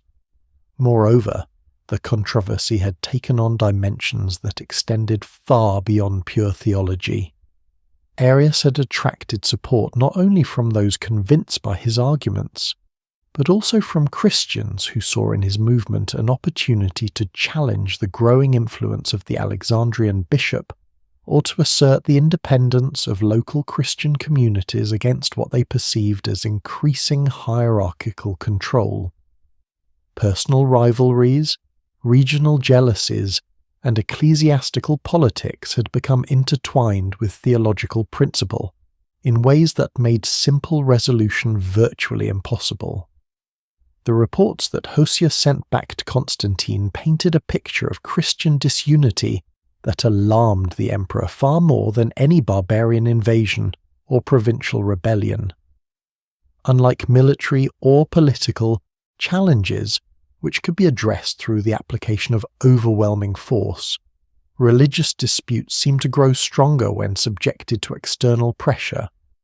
Attempts to suppress one side or the other through imperial authority risked creating martyrs whose suffering would only deepen the convictions of their followers. It was during this period of growing concern about Christian disunity that Constantine conceived the idea of summoning a great council that would bring together bishops from across the empire to address the Arian controversy through collective deliberation. The concept was audacious in its scope and unprecedented in Christian history. Never before had the scattered communities of Christian believers attempted to speak with one voice on matters of doctrine and practice. Never before had an emperor offered the resources and authority of the state to facilitate such a gathering. The practical challenges were immense. Bishops would need to travel thousands of miles across difficult terrain, leaving their communities for months at a time. Arrangements would need to be made for translation among the various languages spoken across the empire. Questions of precedence and procedure would need to be resolved among men accustomed to exercising supreme authority within their own regions, but unaccustomed to subordinating their judgment to collective decision-making. Yet Constantine possessed both the resources and the determination to overcome these obstacles. Imperial couriers carried invitations to bishops throughout the known Christian world. The emperor offered not only to pay the expenses of travel and accommodation, but also to provide the security and logistical support necessary for such an unprecedented gathering. The message was clear. The emperor viewed Christian unity as a matter of imperial priority worthy of significant investment of state resources. The site chosen for this great council reflected Constantine's evolving vision of imperial destiny.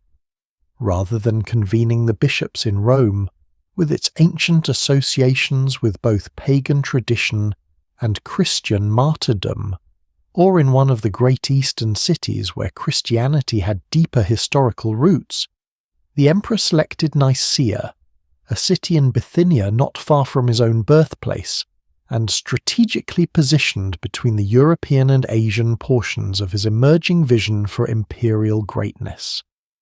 As the spring of 325 approached, bishops began to converge upon Nicaea from across the known world. From the Celtic fringes of Britain and Gaul, from the ancient churches of Syria and Mesopotamia, from the theological schools of Alexandria and Antioch, from the scattered Christian communities of North Africa and Spain, nearly 300 bishops made the journey to participate in what they understood to be a gathering of unprecedented significance for the future of their faith. The diversity of this assembly reflected the remarkable expansion of Christianity across cultural and linguistic boundaries during the preceding centuries. Men who had never travelled beyond their local regions found themselves in conversation with fellow believers whose theological traditions had developed in radically different contexts.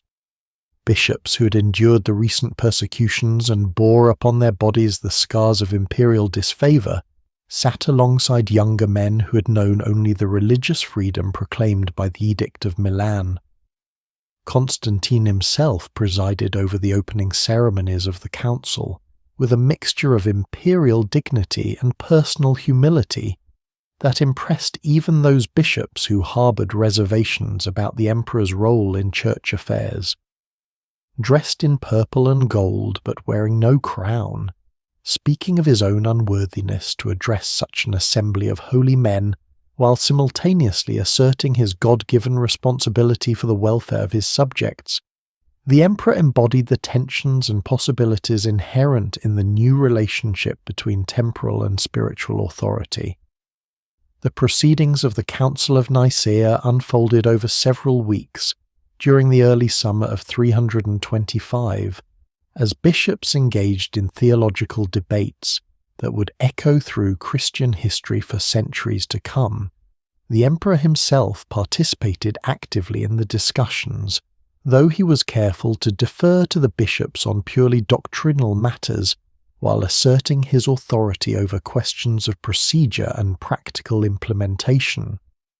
The central issue remained the Arian controversy, but the bishops soon discovered that resolving this dispute required them to address fundamental questions about the language and concepts through which Christian faith could be expressed.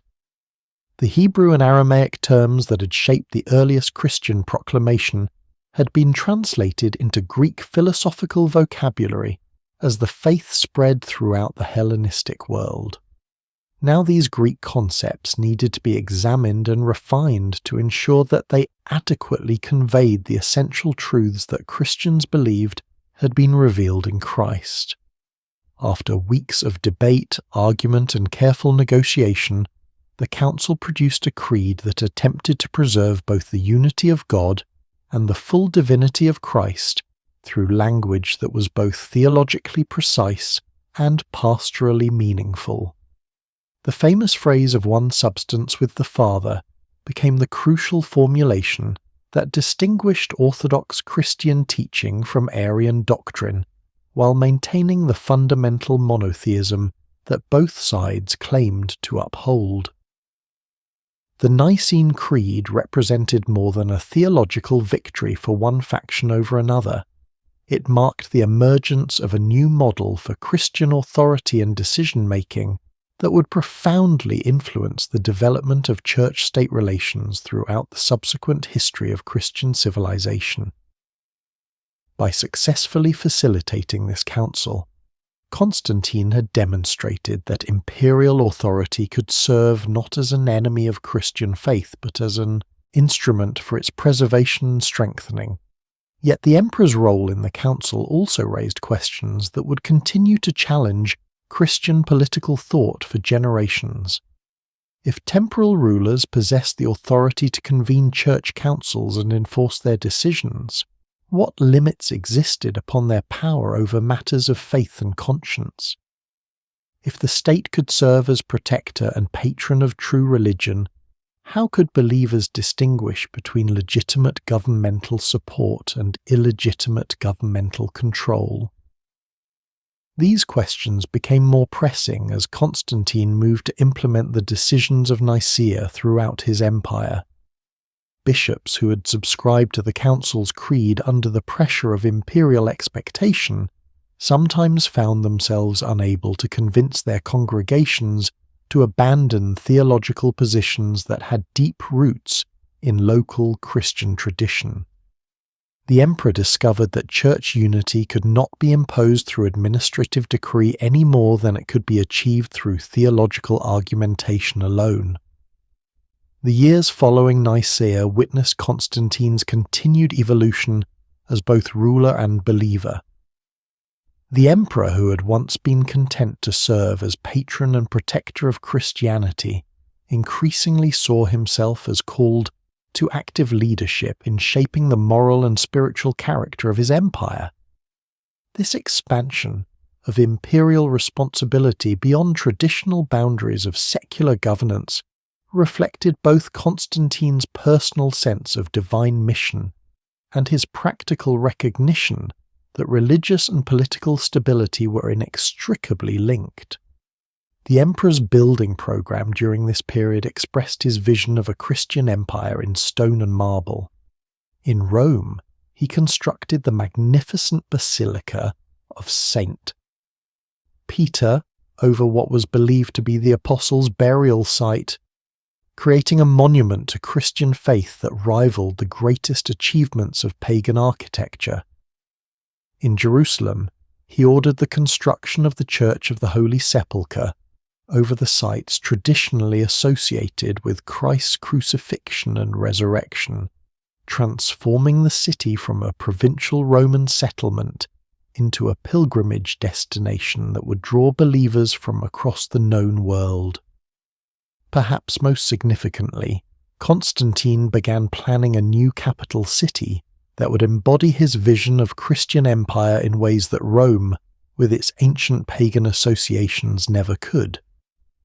The site he selected was Byzantium, a Greek city strategically positioned on the Bosphorus between Europe and Asia, between the Mediterranean world and the emerging powers of the East. Here, Constantine envisioned, would rise a new Rome that would serve not merely as an administrative centre, but as a symbol of the transformed empire that divine providence had placed under his care. The construction of Constantinople, as the new city would be known, proceeded with the urgent energy of a man who understood that his time was limited and his mission vast. Engineers and architects were summoned from across the empire to create a capital worthy of Constantine's imperial and spiritual ambitions. Artists and craftsmen worked to decorate the new city with monuments that would celebrate both Roman imperial tradition and Christian divine truth. Yet even as Constantine laboured to create external expressions of his Christian empire, he continued to grapple with the internal challenges of religious leadership. The Arian controversy, despite the apparent resolution achieved at Nicaea, continued to simmer throughout the eastern provinces. Other theological disputes emerged to challenge the unity that the emperor sought to preserve.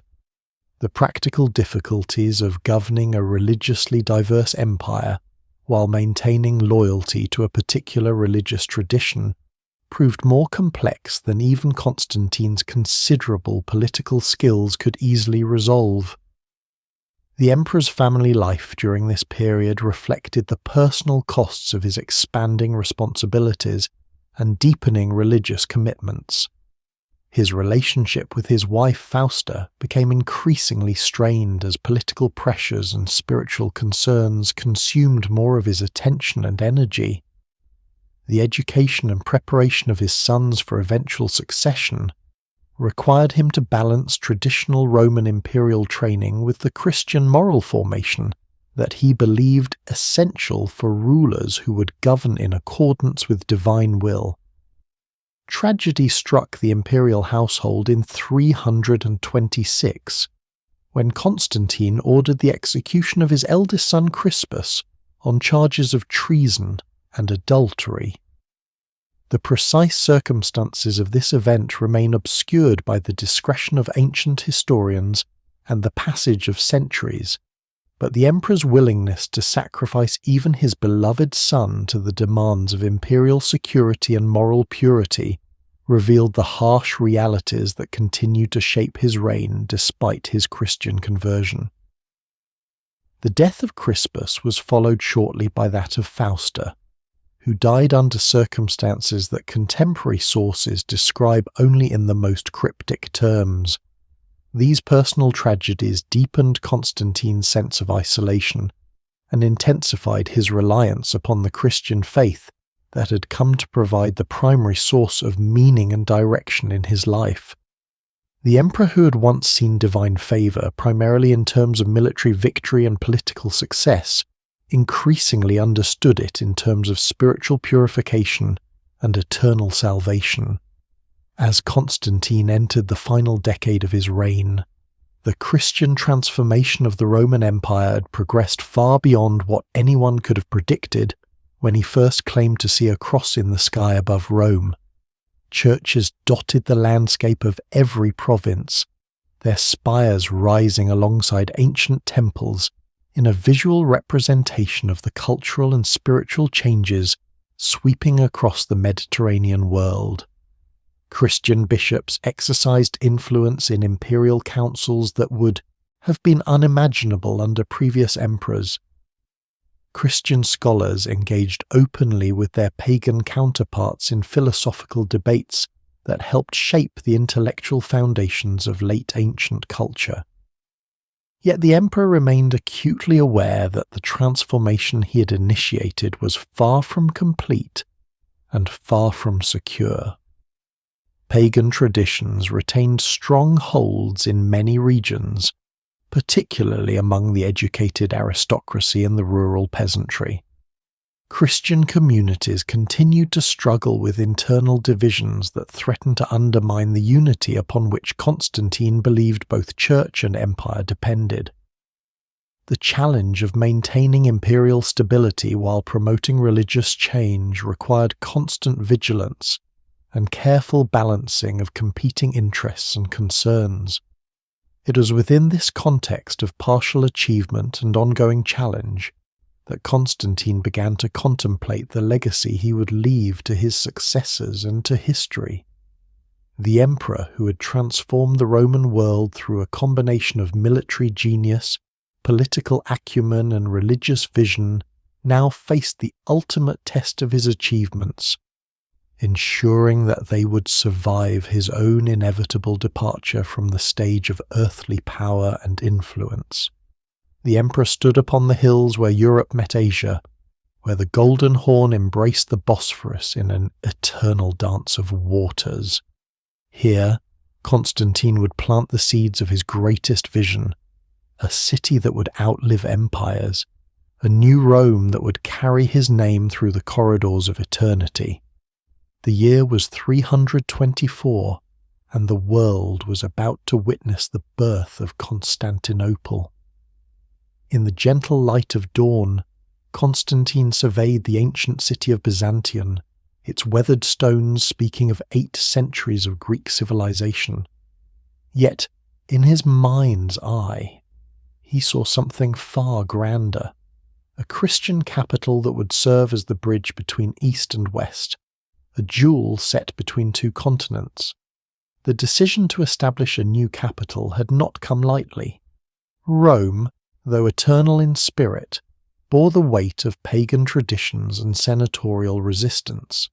Here, on this strategic peninsula, Constantine could build fresh, a city born of Christian vision and imperial will. The emperor walked these hills with the measured steps of a man conscious of destiny. Each slope and valley whispered possibilities. The natural harbour of the Golden Horn could shelter 1,000 ships. The narrow strait of the Bosphorus commanded the passage between Europe and Asia, between the Black Sea and the Mediterranean. No position on earth offered such strategic advantage, such natural beauty, such promise for the future. Legend would later claim that Constantine marked the city's boundaries by walking its perimeter, guided by divine vision until Christ himself bade him stop. Whether truth or myth, the boundaries he chose encompassed 7 hills, echoing Rome's sacred topography, while creating something entirely new. The old Byzantium would not merely be expanded, it would be transformed, reborn as the seat of a Christian empire. The planning began immediately. Constantine summoned architects from across the empire, men skilled in both Roman engineering and Eastern artistry. Anthemius of Tralles would design the Great Forum. Isidore of Miletus would plan the ceremonial ways. Artists from Alexandria would craft mosaics depicting Christian scenes in glittering gold and azure. The emperor's vision demanded nothing less than perfection, a city that would rival heaven itself in beauty and grandeur. As spring melted into summer, the first foundation stones were laid with elaborate ceremony. Constantine himself placed the cornerstone, dedicating the city to Christ and the Virgin Mary. The old pagan temples of Byzantium were not destroyed but transformed. Apollo's shrine became a church. Artemis's sanctuary was rededicated to the Mother of God. This was to be the pattern of the new city: transformation rather than destruction, synthesis rather than replacement. The work proceeded with unprecedented speed and scale. Thousands of labourers, craftsmen and artists converged upon the site. Ships arrived daily bearing marble from Proconnesus, porphyry from Egypt, and precious metals from the empire's furthest reaches. The sounds of construction echoed across the Bosphorus, the ring of hammers on stone, the creak of pulleys hoisting massive blocks, the voices of workers singing in a dozen languages as they built the future. Constantine involved himself in every detail, from the grand conception to the smallest decorative elements. He walked the construction sites daily, consulting with architects, encouraging workers, and ensuring that his vision was being faithfully realized. The city would have wide boulevards worthy of imperial processions, public baths that rivaled those of Rome, and theatres where the finest entertainment would grace his new capital. The heart of the new city would be the Great Palace, a complex of buildings stretching from the Forum to the sea. Here, Constantine created not merely a residence but a symbol of Christian imperial power. The throne room, vast as a cathedral, was adorned with mosaics depicting Christ blessing the emperor's reign. Golden halls led to silver chambers, each more magnificent than the last. Gardens perfumed with roses and jasmine provided quiet spaces for contemplation and prayer. But perhaps the greatest architectural challenge lay in the creation of the hippodrome. Constantine wanted a racing arena that would surpass the Circus Maximus itself, where the people of his new capital could witness the spectacles that bound citizen to emperor in the ancient Roman tradition. The enormous structure could hold 100,000 spectators, its tiers rising like a stone mountain from the heart of the city. The spina, the central barrier around which the chariots raced, was adorned with monuments and obelisks gathered from across the empire. The serpent column from Delphi, the obelisk of Thutmose III from Karnak, creating a museum of imperial power in the arena's heart. The Forum of Constantine rivaled Rome's greatest public spaces in both size and splendour. At its centre rose a porphyry column of unprecedented height, topped by a bronze statue of the emperor himself, portrayed as Apollo with rays of light emanating from his crown. Some whispered that within this column Constantine had placed relics of Christ's passion, fragments of the true cross brought from Jerusalem by his mother Helena. Whether true or not, the column became a focal point of Christian devotion, a beacon visible from far across the Bosphorus. Churches rose throughout the city like flowers after rain.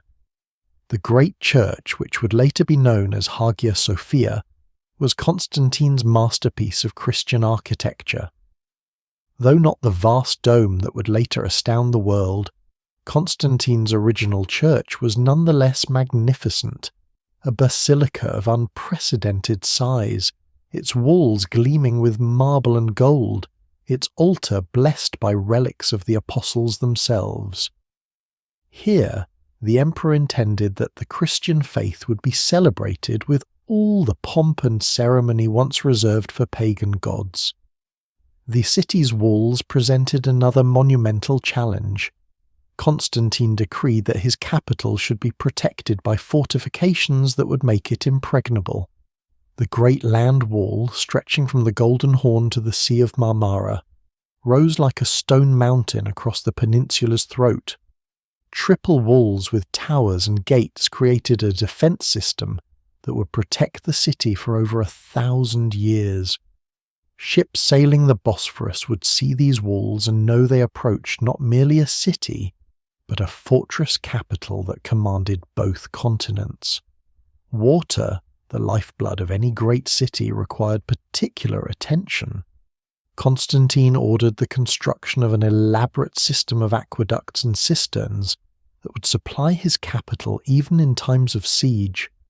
The great underground cistern, supported by hundreds of columns, recycled from pagan temples, created a subterranean cathedral where water replaced wine as the sacred element.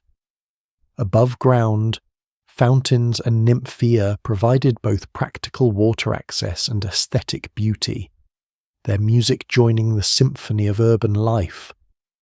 The emperor personally oversaw the decoration of his new capital, with art treasures from across the empire.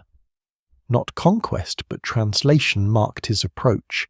Statues that had adorned Athens and Rome now found new homes in Constantinople's squares and gardens. The bronze horses that had once graced Nero's golden house now decorated the hippodrome. Classical art was not rejected but recontextualized, made to serve Christian purposes while preserving the beauty of the ancient world. As Constantinople rose from the hills of Byzantium, Constantine faced the challenge of populating his new capital. A city of magnificent buildings meant nothing without inhabitants to give it life and purpose. The emperor employed both incentives and compulsion to draw population to his new seat of power. Senators from Rome were encouraged, sometimes required, to maintain residences in Constantinople. Tax advantages drew merchants and craftsmen from across the Mediterranean world. The emperor established a new senate for his eastern capital, though this body would be more ceremonial than political, lacking the ancient prerogatives of its Roman counterpart. Still, The dignity of senatorial rank attracted ambitious men from across the empire's eastern provinces. Greeks, Syrians, Egyptians, and Armenians found opportunity in Constantinople that had been denied them in the class-conscious hierarchy of Rome. The new city became a melting pot where talent mattered more than ancestry. Free bread distributions following the Roman model attracted the urban poor who formed the foundation of any great city's population. The emperor endowed charitable institutions, hospitals, orphanages, and hostels for travellers that drew both refugees seeking aid and clergy to minister to them. Constantinople became a beacon of hope for Christians throughout the empire who saw in the new capital a place where their faith was not merely tolerated, but actively promoted and celebrated. The construction of Constantinople created employment for thousands of skilled workers who remained in the city after its completion. Masons became stonemasons and architects. Metal workers established forges and workshops. Artists found patrons among the new nobility who built mansions along the Bosphorus. An entire economy grew around the imperial court, from the silk merchants who provided fabric for court ceremonies to the jewelers who created diadems and ornaments for the emperor's table. Constantine established new institutions that would define Constantinople's unique character. The University of Constantinople, founded to rival Athens and Alexandria as a centre of learning, attracted scholars from across the known world. Here, Christian theology would be studied alongside classical philosophy, creating a synthesis of faith and reason that would influence thought for centuries to come. The imperial library gathered manuscripts from every corner of the empire, preserving knowledge that might otherwise have been lost to time. The new capital's location made it a natural centre for trade between Europe and Asia. Merchants from India arrived with spices and silk. Traders from the Black Sea brought furs and amber. Italian vessels carried wine and olive oil through the Bosphorus to the markets of Constantinople. The emperor established guilds to regulate this commerce, ensuring quality while generating revenue for the imperial treasury. The city's wealth grew with each passing season. Religion provided another unifying force in the diverse population. While Constantinople welcomed Christians from every sect and nationality, Constantine insisted on orthodox doctrine as defined by the Council of Nicaea. The city's churches became schools of proper Christian belief, where immigrants could learn not only the faith, but the particular interpretation favoured by the emperor. Baptism became not merely a religious rite, but a form of civic integration. The establishment of Constantinople necessitated a fundamental reorganization of imperial administration. Constantine could not simply duplicate Rome's governmental structures. The eastern capital required new institutions suited to its unique position and purpose. The emperor began by establishing a parallel hierarchy of officials, creating eastern equivalents to Rome's traditional magistrates, while adapting these roles to Christian ideals and contemporary needs. The Praetorian Prefecture of the East became the supreme administrative division governing the empire's eastern territories from Constantinople.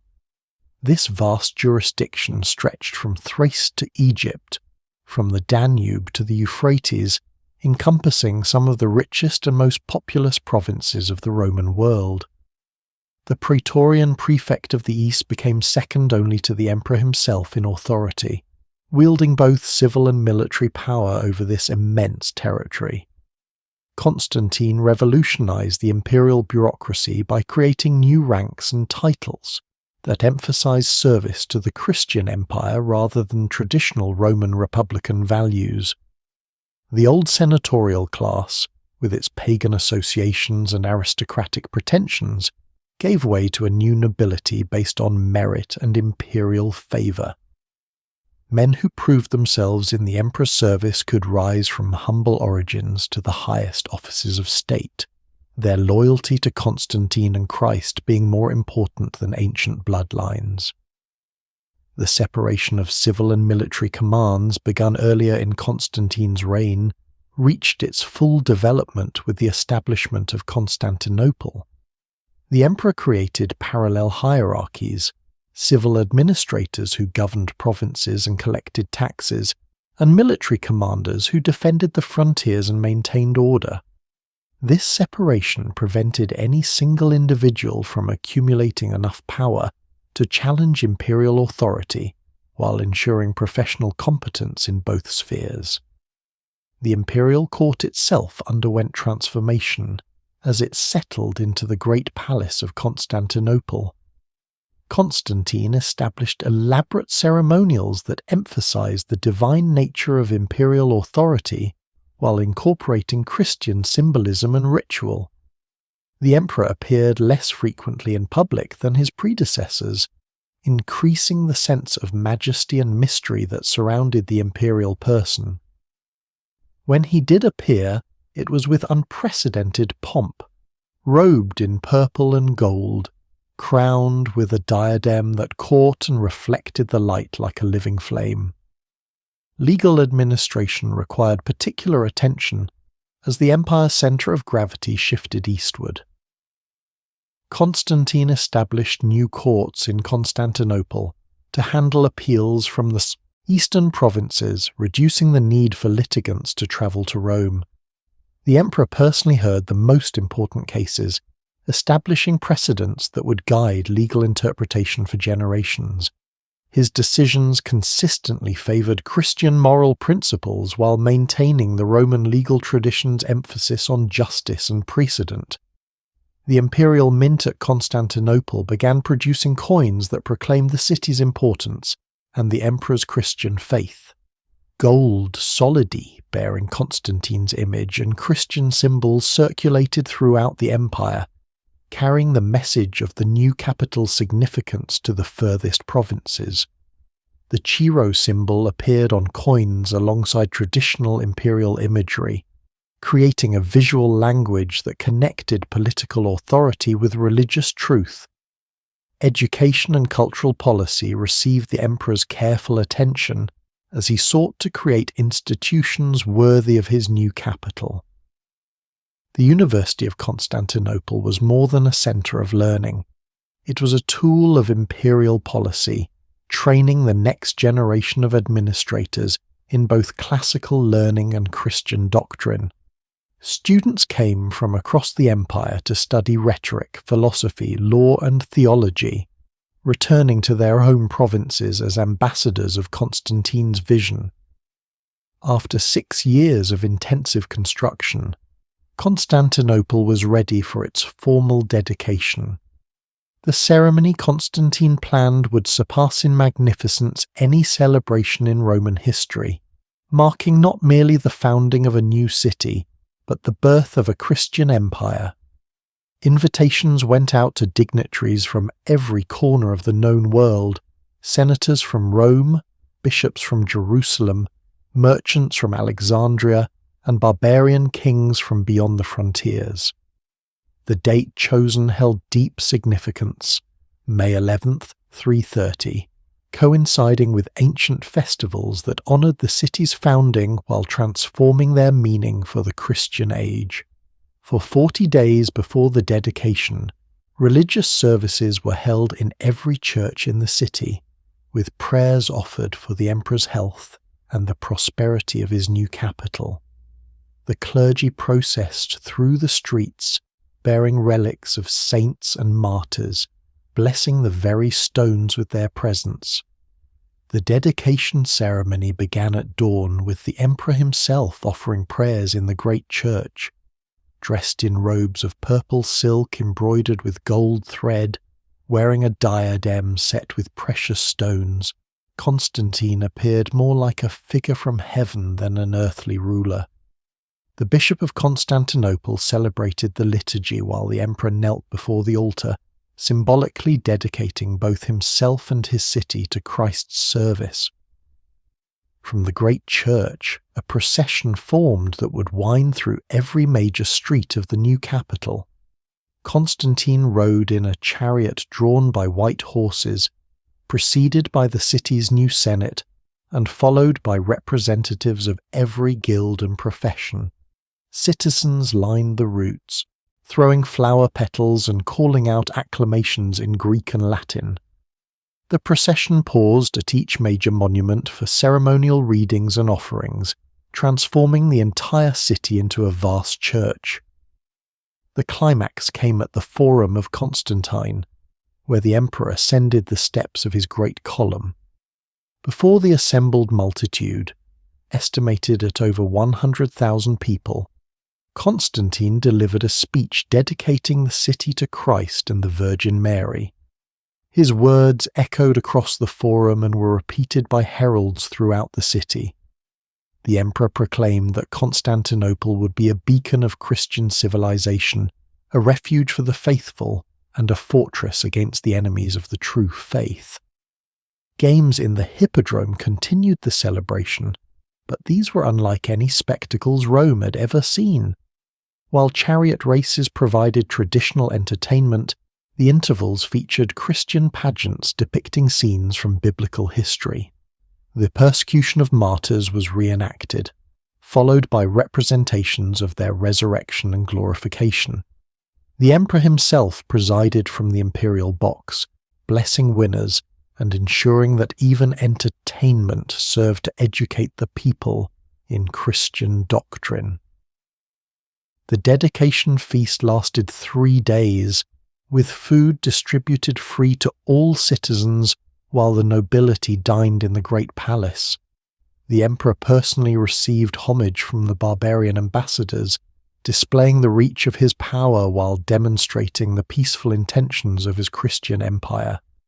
Gifts poured in from every province: silk from China, ivory from Africa, furs from the northern forests, and spices from India, all proclaiming Constantinople's position at the centre of the world's trade routes.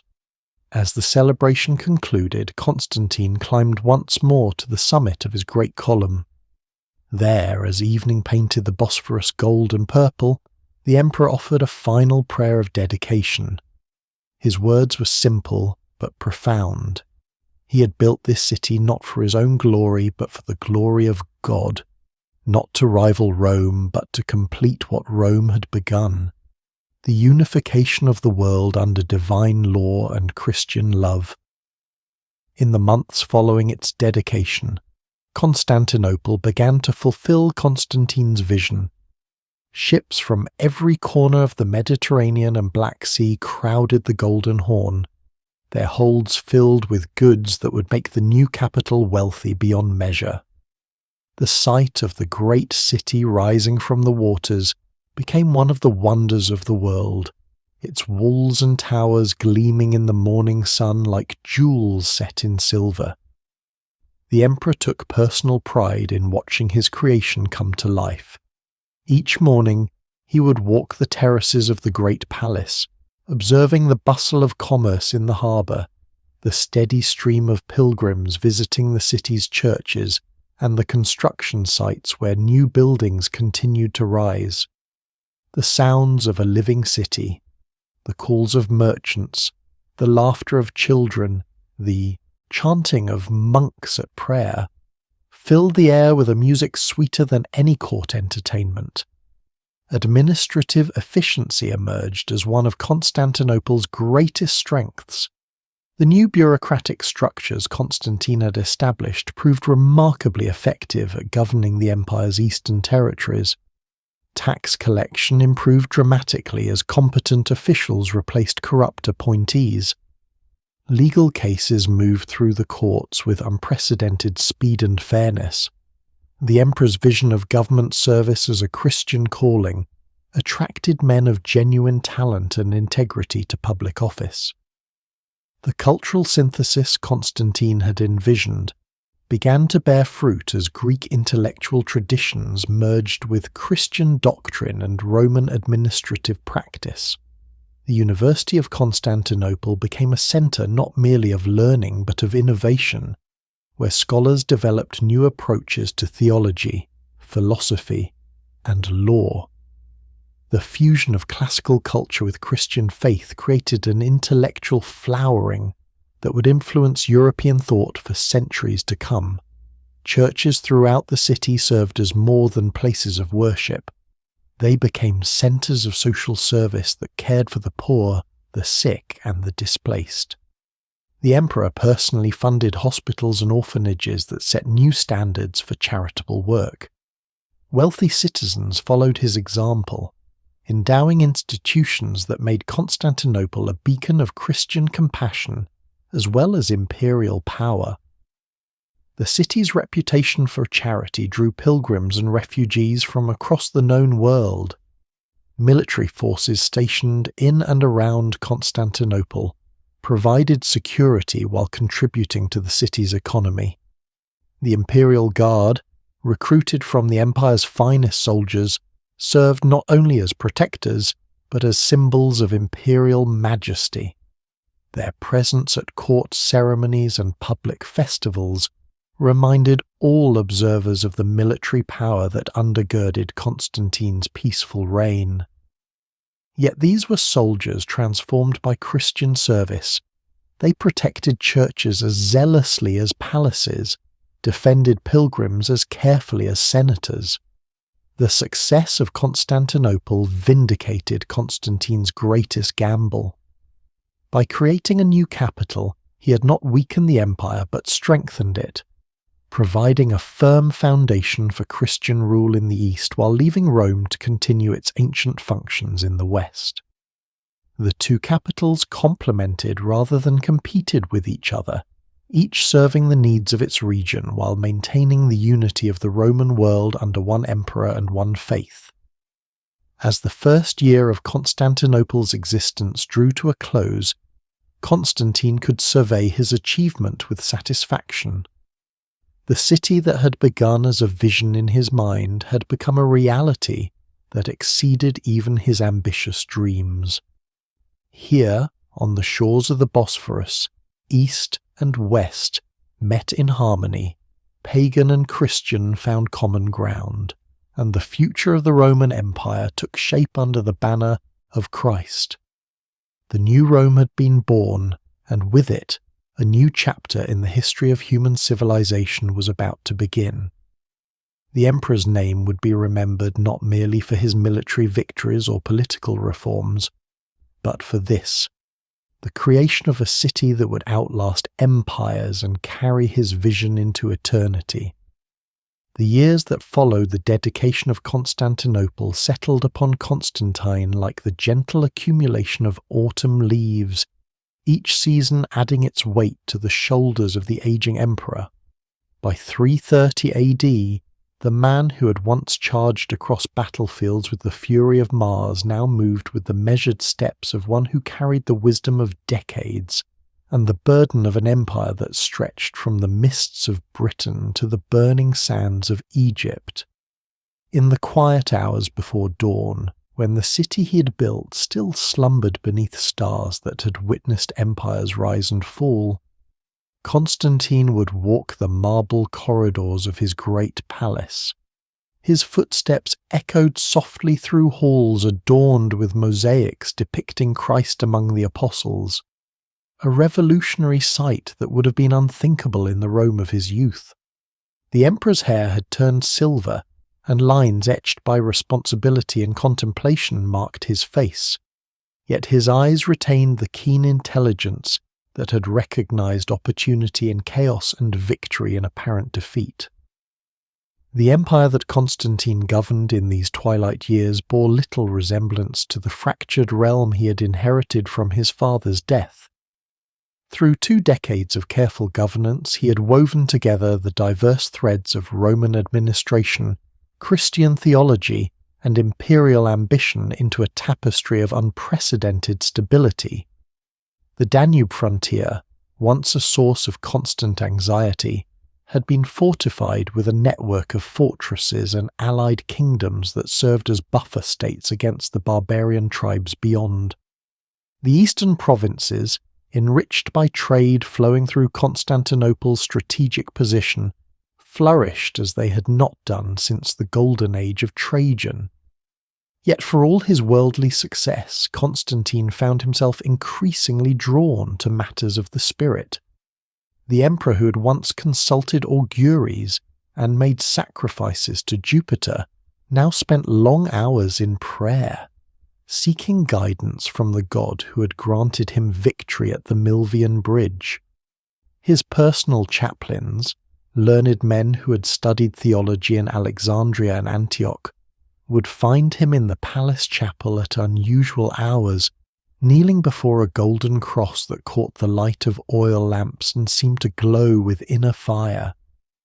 The theological controversies that had threatened to tear apart the young Christian church continued to demand his attention, though with less urgency than in the immediate aftermath of Nicaea. The Arian heresy, though officially condemned, persisted in certain corners of the empire, requiring careful diplomacy and occasional firm intervention. Constantine had learned that the unity he sought for both church and empire could not be imposed by imperial decree alone, but must be nurtured through patience, wisdom, and the gradual transformation of hearts and minds. In these later years, the emperor's relationship with his family became a source of both comfort and concern. His sons, Constantine II, Constantius II, and Constans, had grown into capable administrators and military commanders, each governing portions of the empire under their father's watchful eye. Yet Constantine was not blind to the tensions that simmered beneath the surface of imperial unity. The question of succession, that eternal challenge of monarchy, cast long shadows across family gatherings in the palace at Constantinople. Crispus, his eldest son from his first marriage, had been executed years earlier on charges of treason, a decision that haunted Constantine's dreams and reminded him that even emperors were not immune to the terrible choices that power demanded. The loss of his firstborn son had carved a wound in Constantine's heart that never fully healed, serving as a constant reminder of the human cost of imperial authority. Helena, his beloved mother, remained a pillar of strength well into her 70s, her pilgrimage to the Holy Land having reinforced her already deep faith. She would sit with her son in the evening gardens of the palace, sharing memories of their humble beginnings in Nisus and marvelling at the divine providence that had raised them from obscurity to the pinnacle of earthly power. Their conversations often turned to theology and the mysteries of faith, with Helena's simple but profound understanding of Christian doctrine providing a counterpoint to the complex theological debates that occupied so much of Constantine's time. As the 300s and 30s progressed, signs of Constantine's mortality began to manifest in ways that could not be ignored by the imperial court. The emperor who had once possessed seemingly inexhaustible energy now found himself requiring longer periods of rest between official audiences. His appetite diminished, and the physicians who attended him noted the subtle changes that mark the approach of advanced age in even the most vigorous of men. Yet Constantine's mind remained sharp, his political instincts as keen as ever.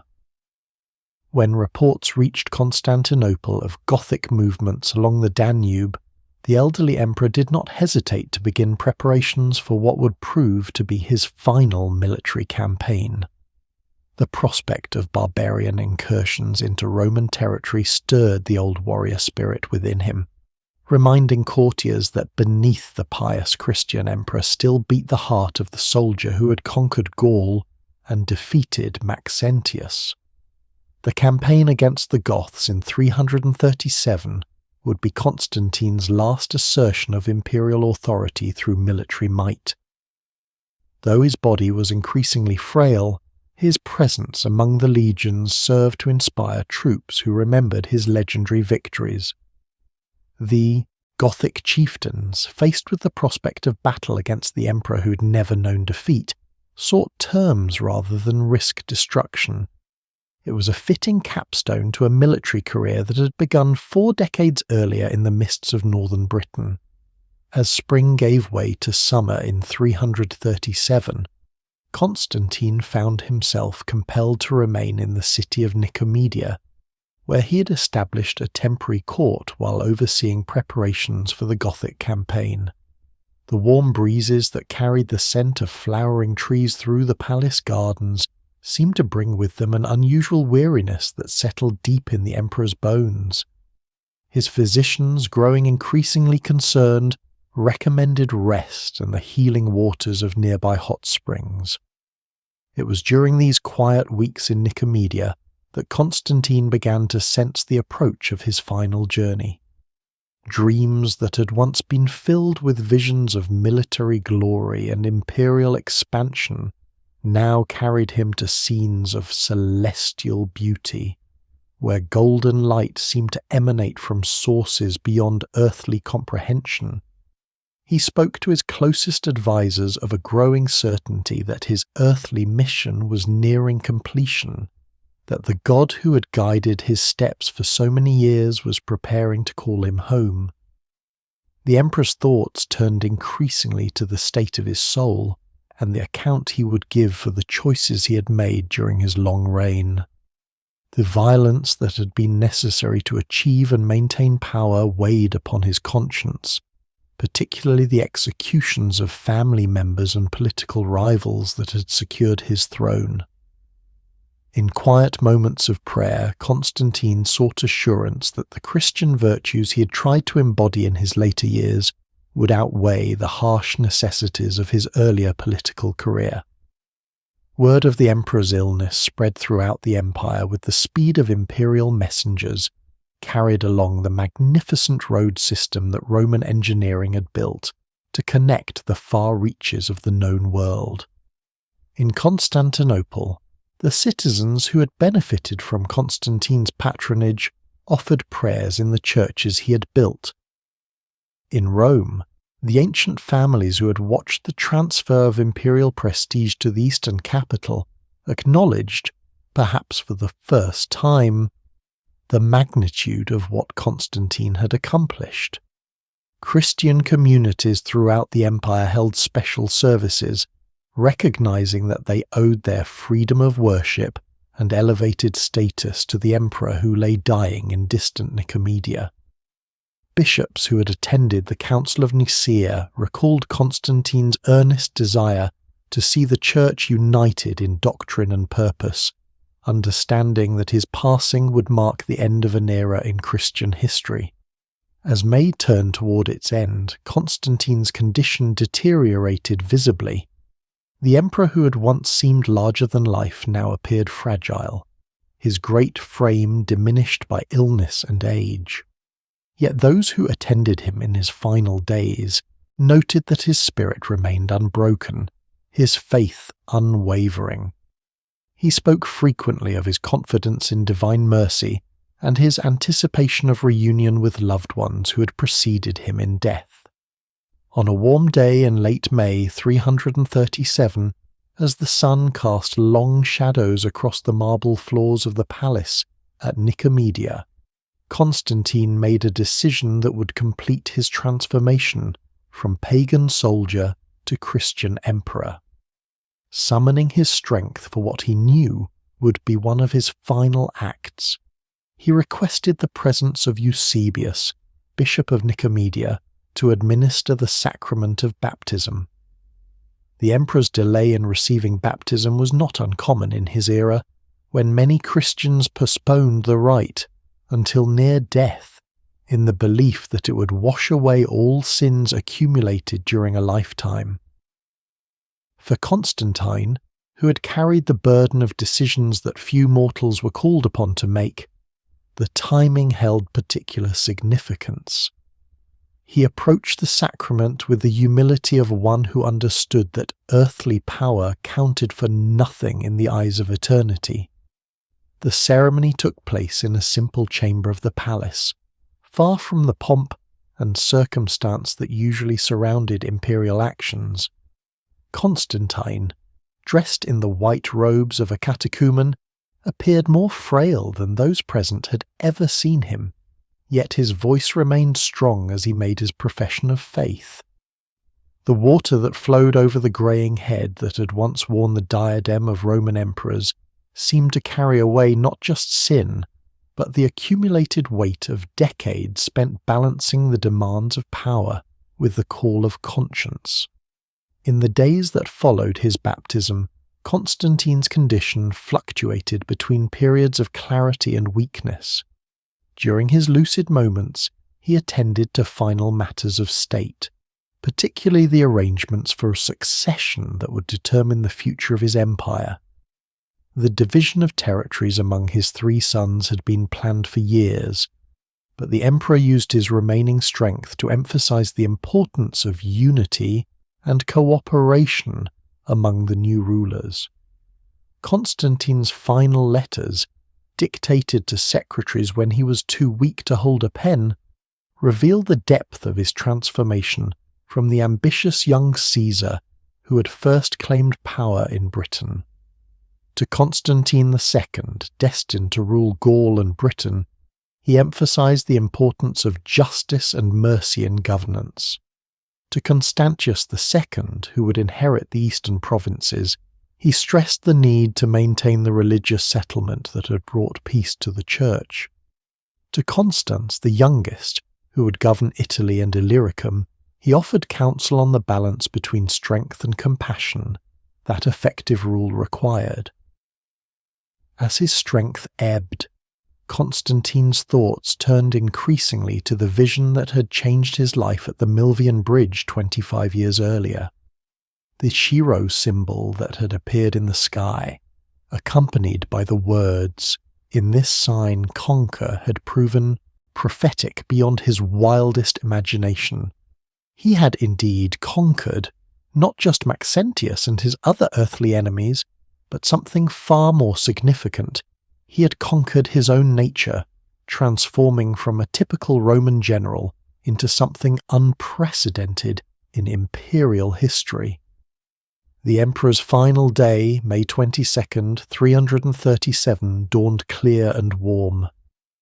As the sun rose over the hills surrounding Nicomedia, Constantine lay surrounded by bishops, court officials and family members who had travelled from across the empire to be present at this moment of transition. The palace, usually bustling with the activity of government, had fallen into the hushed quiet that accompanies momentous occasions. In his last conscious hours, Constantine spoke little, but those words he did utter were filled with thanksgiving for the opportunities he had been given and confidence in the mercy of the God he had served.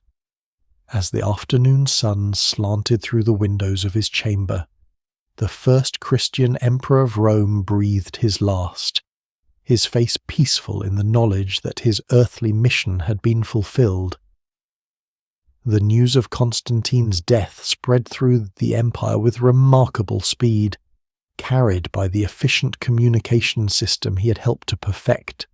In Constantinople, the great bells of Hagia Irene tolled mournfully, their bronze voices echoing across the waters of the Golden Horn.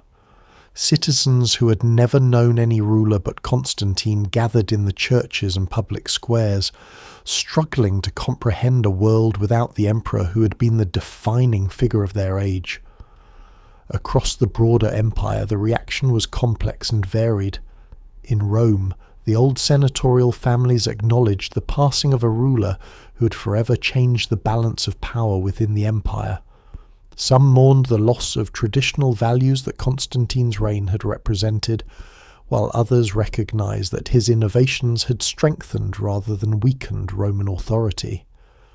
In the provinces, governors and military commanders who had served under Constantine understood that an era of unprecedented stability and growth was ending. The death of Constantine set in motion a carefully planned but nonetheless complex process of imperial succession that would determine the shape of the Roman world for generations to come.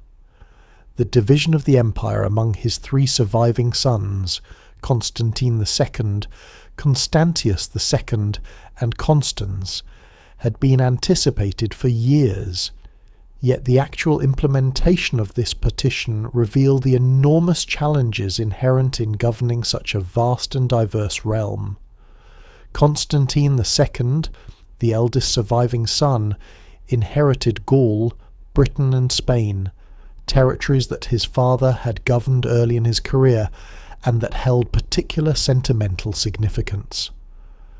At 21, the young Caesar possessed the confidence of youth, but lacked the seasoning that had made his father so effective in balancing competing interests and managing complex political situations. The western provinces he governed remained largely pagan in their cultural orientation, despite official support for Christianity, creating ongoing tensions between imperial policy and local traditions. Constantius II, receiving the wealthy eastern provinces including Asia Minor, Syria and Egypt, found himself inheriting not only the most economically productive regions of the empire, but also the most theologically complex. The Arian controversy continued to simmer in these provinces, despite the official condemnation at Nicaea, and the new emperor would spend much of his reign attempting to navigate the treacherous waters of Christian doctrinal disputes that his father had worked so hard to resolve. Constans, the youngest at 17, took control of Italy, Pannonia, and parts of the Balkans. His youth and inexperience would prove challenging in governing regions that included both the ancient capital of Rome and the newer imperial residence of Constantinople. The task of maintaining the delicate balance between old and new, pagan and Christian, Western and Eastern traditions that Constantine had managed so skillfully would prove beyond the capabilities of his youngest son. The months following Constantine's death revealed the fragility of the unity he had imposed through sheer force of personality and political skill.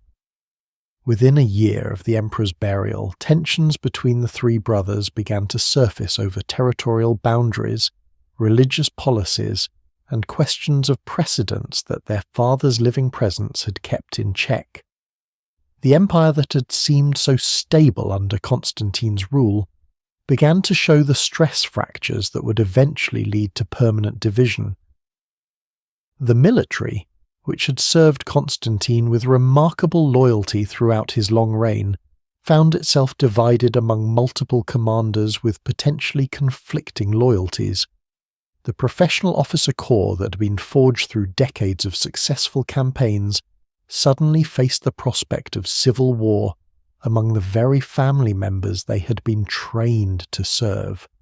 Veterans who had fought under Constantine's labarum now wondered whether they might be called upon to fight against it in the service of one brother against another. The Christian Church, which had flourished under Constantine's protection and patronage, discovered that imperial favour could be both blessing and curse. Each of the three new emperors claimed to be the true heir to their father's religious policies, yet their interpretations of what those policies should be in practice often differed significantly. Bishops who had worked closely with Constantine found themselves navigating a more complex political landscape where religious authority was distributed among multiple, potentially competing sources. The administrative machinery of empire, refined over Constantine's 30-year reign into a remarkably efficient system of governance, continued to function despite the political uncertainties surrounding succession.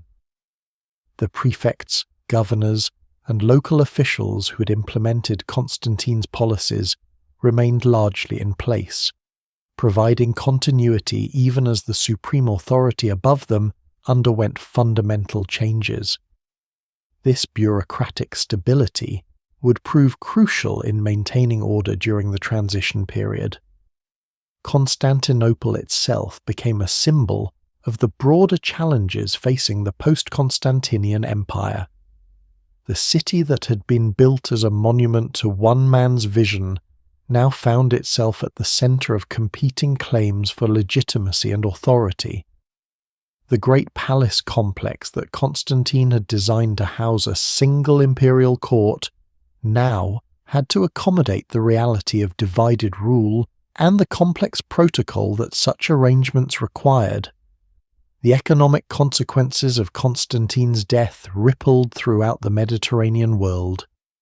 Trade patterns that had been established to serve the needs of a unified empire under single authority now had to adapt to new realities of divided governance and potentially conflicting policies.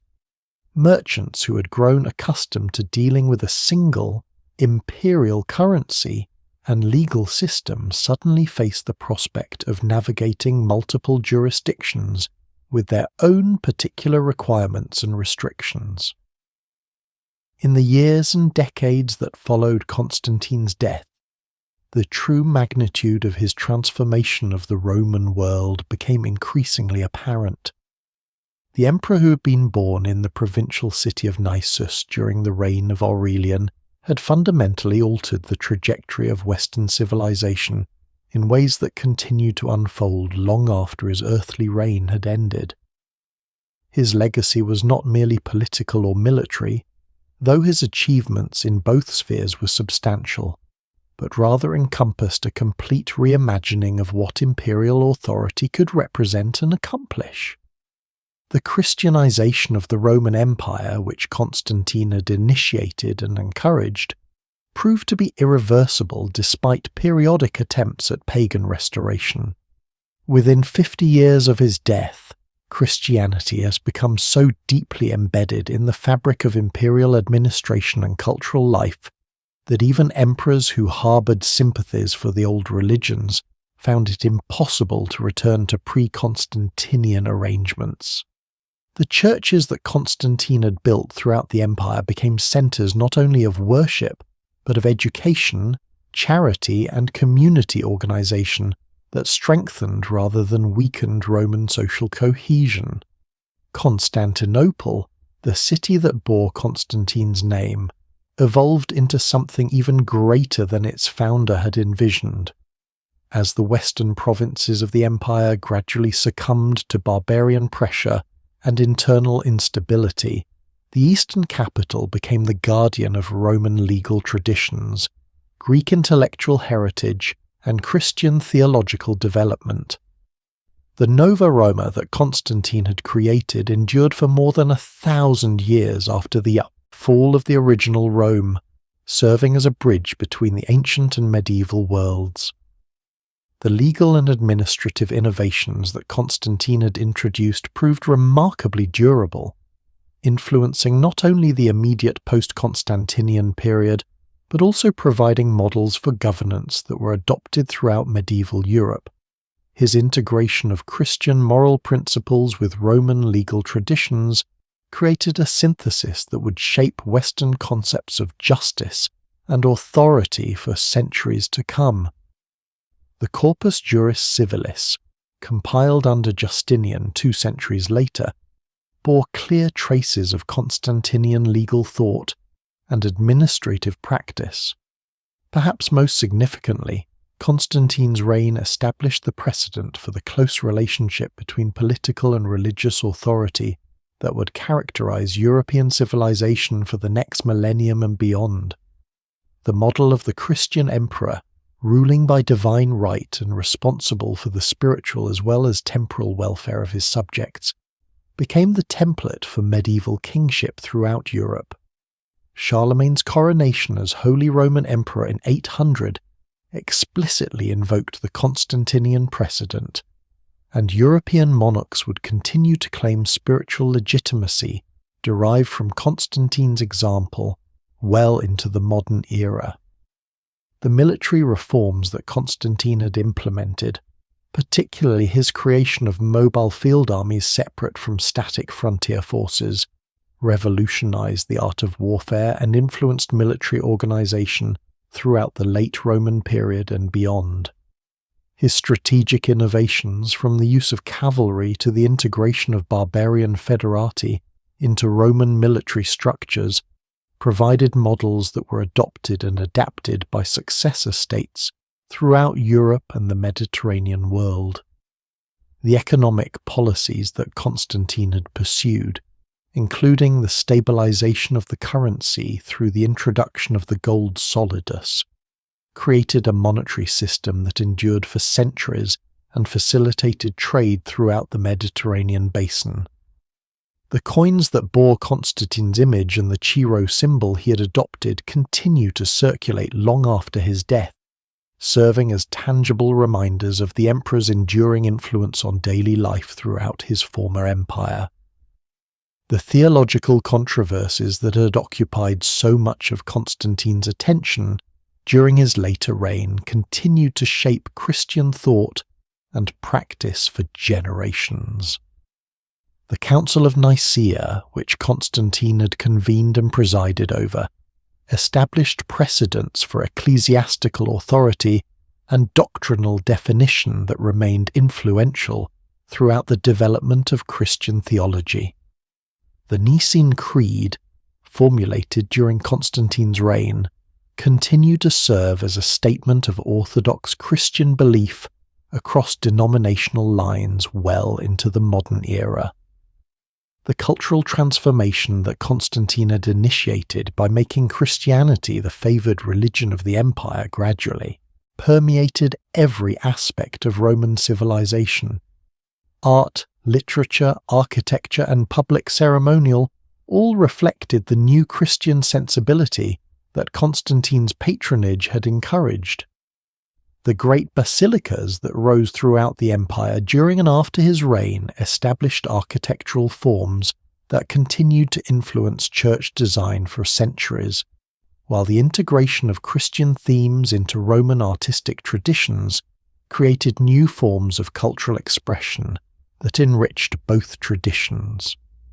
The educational policies that Constantine had supported, particularly the establishment of schools and libraries in Constantinople and other major cities, helped preserve and transmit the classical heritage that might otherwise have been lost during the turbulent centuries that followed. The scholars and teachers who worked under Constantine's patronage created institutional frameworks for learning that survived the political upheavals of the late Roman period and provided continuity for intellectual development throughout the medieval period. As centuries passed and the Roman Empire itself fragmented and disappeared, Constantine's reputation underwent various transformations that reflected the changing needs and perspectives of successive generations. The medieval church canonized him as St. Constantine, recognizing his role in establishing Christianity as the dominant religion of Europe. Renaissance scholars viewed him as a precursor to their own ideal of the learned prince who patronized arts and letters while governing wisely. Enlightenment thinkers criticized his mixing of political and religious authority while acknowledging his role in ending the persecution of Christians. Modern historians with access to sources and analytical tools unavailable to earlier generations have developed increasingly nuanced assessments of Constantine's achievements and failures. While recognizing the violence and political calculation that characterized much of his career, contemporary scholarship has also acknowledged the genuine transformation that occurred in his later years and the remarkable consistency with which he pursued policies that benefited both empire and church once he had committed himself to the Christian cause. In the end, when the chronicles are closed and the last historian has set down his pen, what remains of a life that bridged worlds and transformed civilizations? The marble statues that once bore Constantine's likeness have crumbled into dust, reclaimed by the earth that gave them form. The golden coins that carried his image to the farthest reaches of his empire have tarnished and been melted down, their precious metal reformed into ornaments for emperors whose names are forgotten. The palaces where he held court have fallen to earthquake and siege, their magnificent halls now home to wind and shadow. Yet something endures that transcends the fragility of stone and metal, something that neither time nor conquest can fully erase. In the quiet spaces between heartbeats, in the moment when dawn touches the dome of an ancient church, in the silence that follows prayer, there the memory of Constantine lingers, not as emperor or conqueror, but as the man who dared to see possibility where others saw only ending, who chose transformation over tradition, who found in a vision of light the courage to remake the world. The city that bears his name still stands beside waters that have reflected the rise and fall of empires, its ancient stones holding within their substance the dreams of the provincial soldier who imagined a new Rome. Though the empire he built has long since passed into memory, the synthesis he created between earthly power and heavenly purpose continues to shape human aspirations in ways both subtle and profound. Perhaps this is the truest measure of a legacy, not the length of a reign or the breadth of conquest, but the degree to which a single life, lived with purpose and transformed by grace, can alter the trajectory of human hope. Constantine's story reminds us that even in ages of decline and darkness, individuals possess the power to choose light over shadow, unity over division, mercy over vengeance.